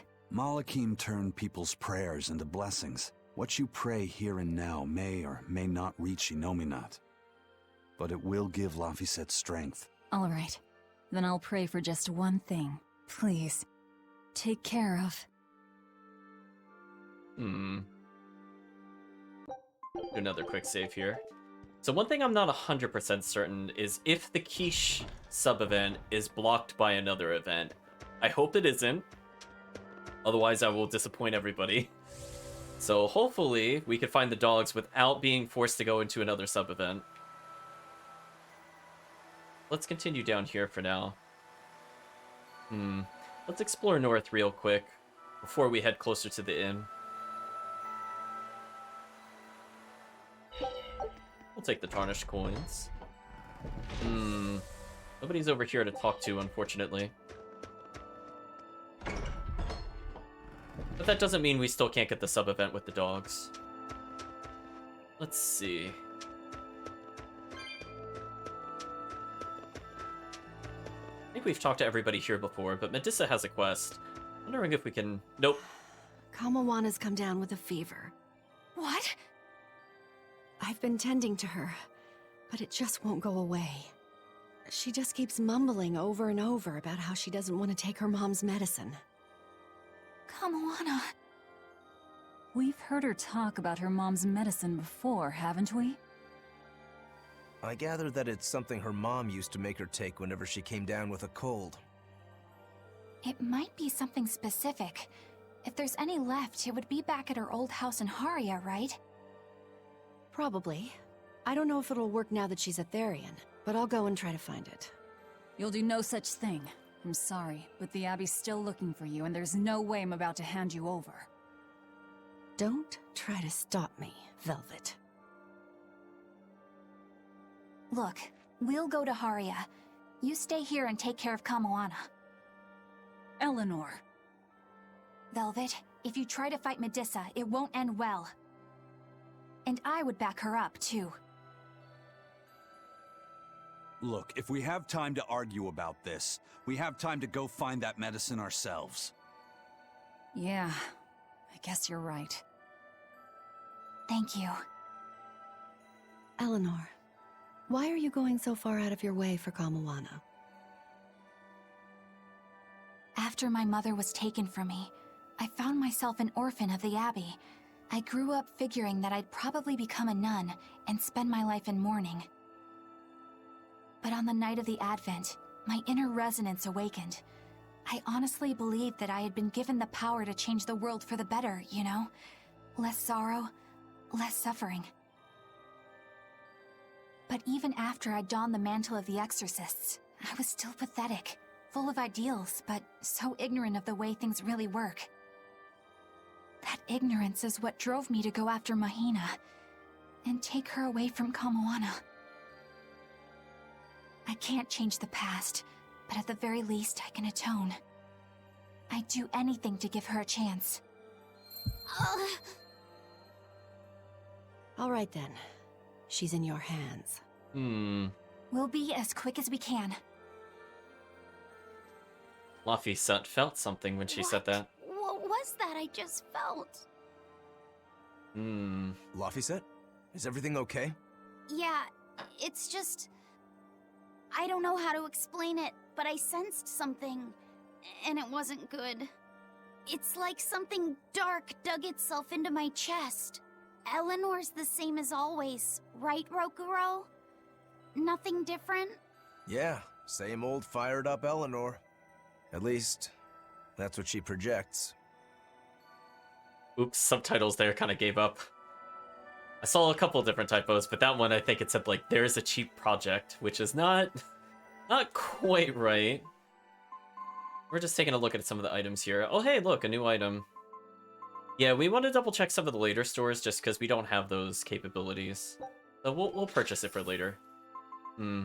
Anything else that's really worth taking?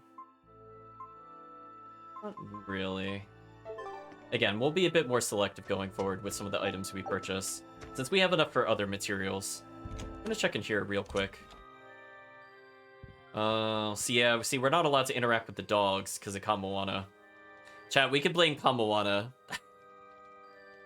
Because she is stopping us from seeing the quiche. So the dogs are here, but we're not able to talk to them. So unfortunately, chat, it looks like we're gonna have a cliffhanger for them. Because going to Yusult is going to trigger so many quests, which is what I've been setting up for. Unfortunately, it seems like we can't talk to the dogs, even though they are here. Which is a bit unfortunate, chat. I know, chat, you could blame Kamawanna for that. Like, I'm here, I'm ready, but I didn't think there was a way to ignore her skit. So I think what we're going to do, chat, is we're just going to go for a hard save right here. Because we have so much left to do. This says we only have one quest, but we already know that's a lie because we have things like the other ingredients. Now, because Combo 1 is in danger, I think it hides our ability to go to other places. Yeah. So now that we've started this one, it forces us to go deal with Kamwana. So she locks out every other side quest, chat. So that's why we were kind of holding off on doing her for later. So we must help Kamwana because we care about her, in giant air quotes. So I think it's about time we switch over to the end of the stream itself. So let's talk about expectations and things that we went through today. So we definitely have to conclude the Quiche saga next week. We have so many side quests left to do. I mean, we didn't solve anything with Videl. We didn't finish the Magulu's Menagerie. We didn't do any of the bonus dungeons. We didn't backtrack into any of the locations now that people are there. I know, chat, we're like, they're like, look out, the Empyreans are trying to push back a Nominat, and we're like, no, but we have to get another performance at the inns. That's what our priority is. Like, chat, like, it's just like, do you see him on the quest list? Like, we're not skipping those. So in terms of skip progress, if I had to give a very rough estimate, we have covered maybe a little under 50% of the side content prior to the final dungeon. So I think next week will predominantly be the side dungeons, because think about it this way, we still didn't even go to the Class 4 islands. So I'm thinking I'll probably speak to a couple people next week based off availability. So for example, Kirk, if you would like to step in on the Coliseum, because you have not played the game before and if you want to give it a shot, those are pretty low risk situations. We could probably talk about it between this week and next week. We'll hold those off until the end of the stream, as I said before, since that's more just optional content. There's nothing really story related with it, but it seems like it could be a bit of fun.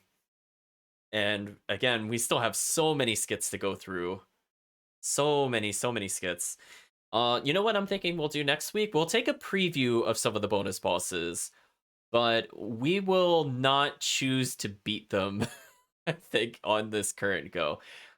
Just because it would be, I think, way too difficult to do it without some of the post-game items, as I stated before. At least on Chaos. On normal, yeah, you could probably do it right now. It wouldn't really be a big deal. But on Chaos, Some of these bosses are intended to be even harder than the story mode final boss, so we should at least clear most of the final dungeon before we even consider seriously fighting them. But for you, the viewer, I will show what happens if you were to foolishly walk in and try to beat those bosses on Chaos. So I want to make sure not to deprive you of that experience. So I think around this point in time, probably next Saturday, we'll see the bonus bosses. And we'll enjoy being one shot. But other than that, given how long it's going to take, I'm going to say the final dungeon we might not even start until Sunday. And it's likely that we still will not beat the final dungeon next Sunday, but probably the weekend after. So we're looking at maybe 2 more weekends for the main plot to conclude, as well as all the side quests.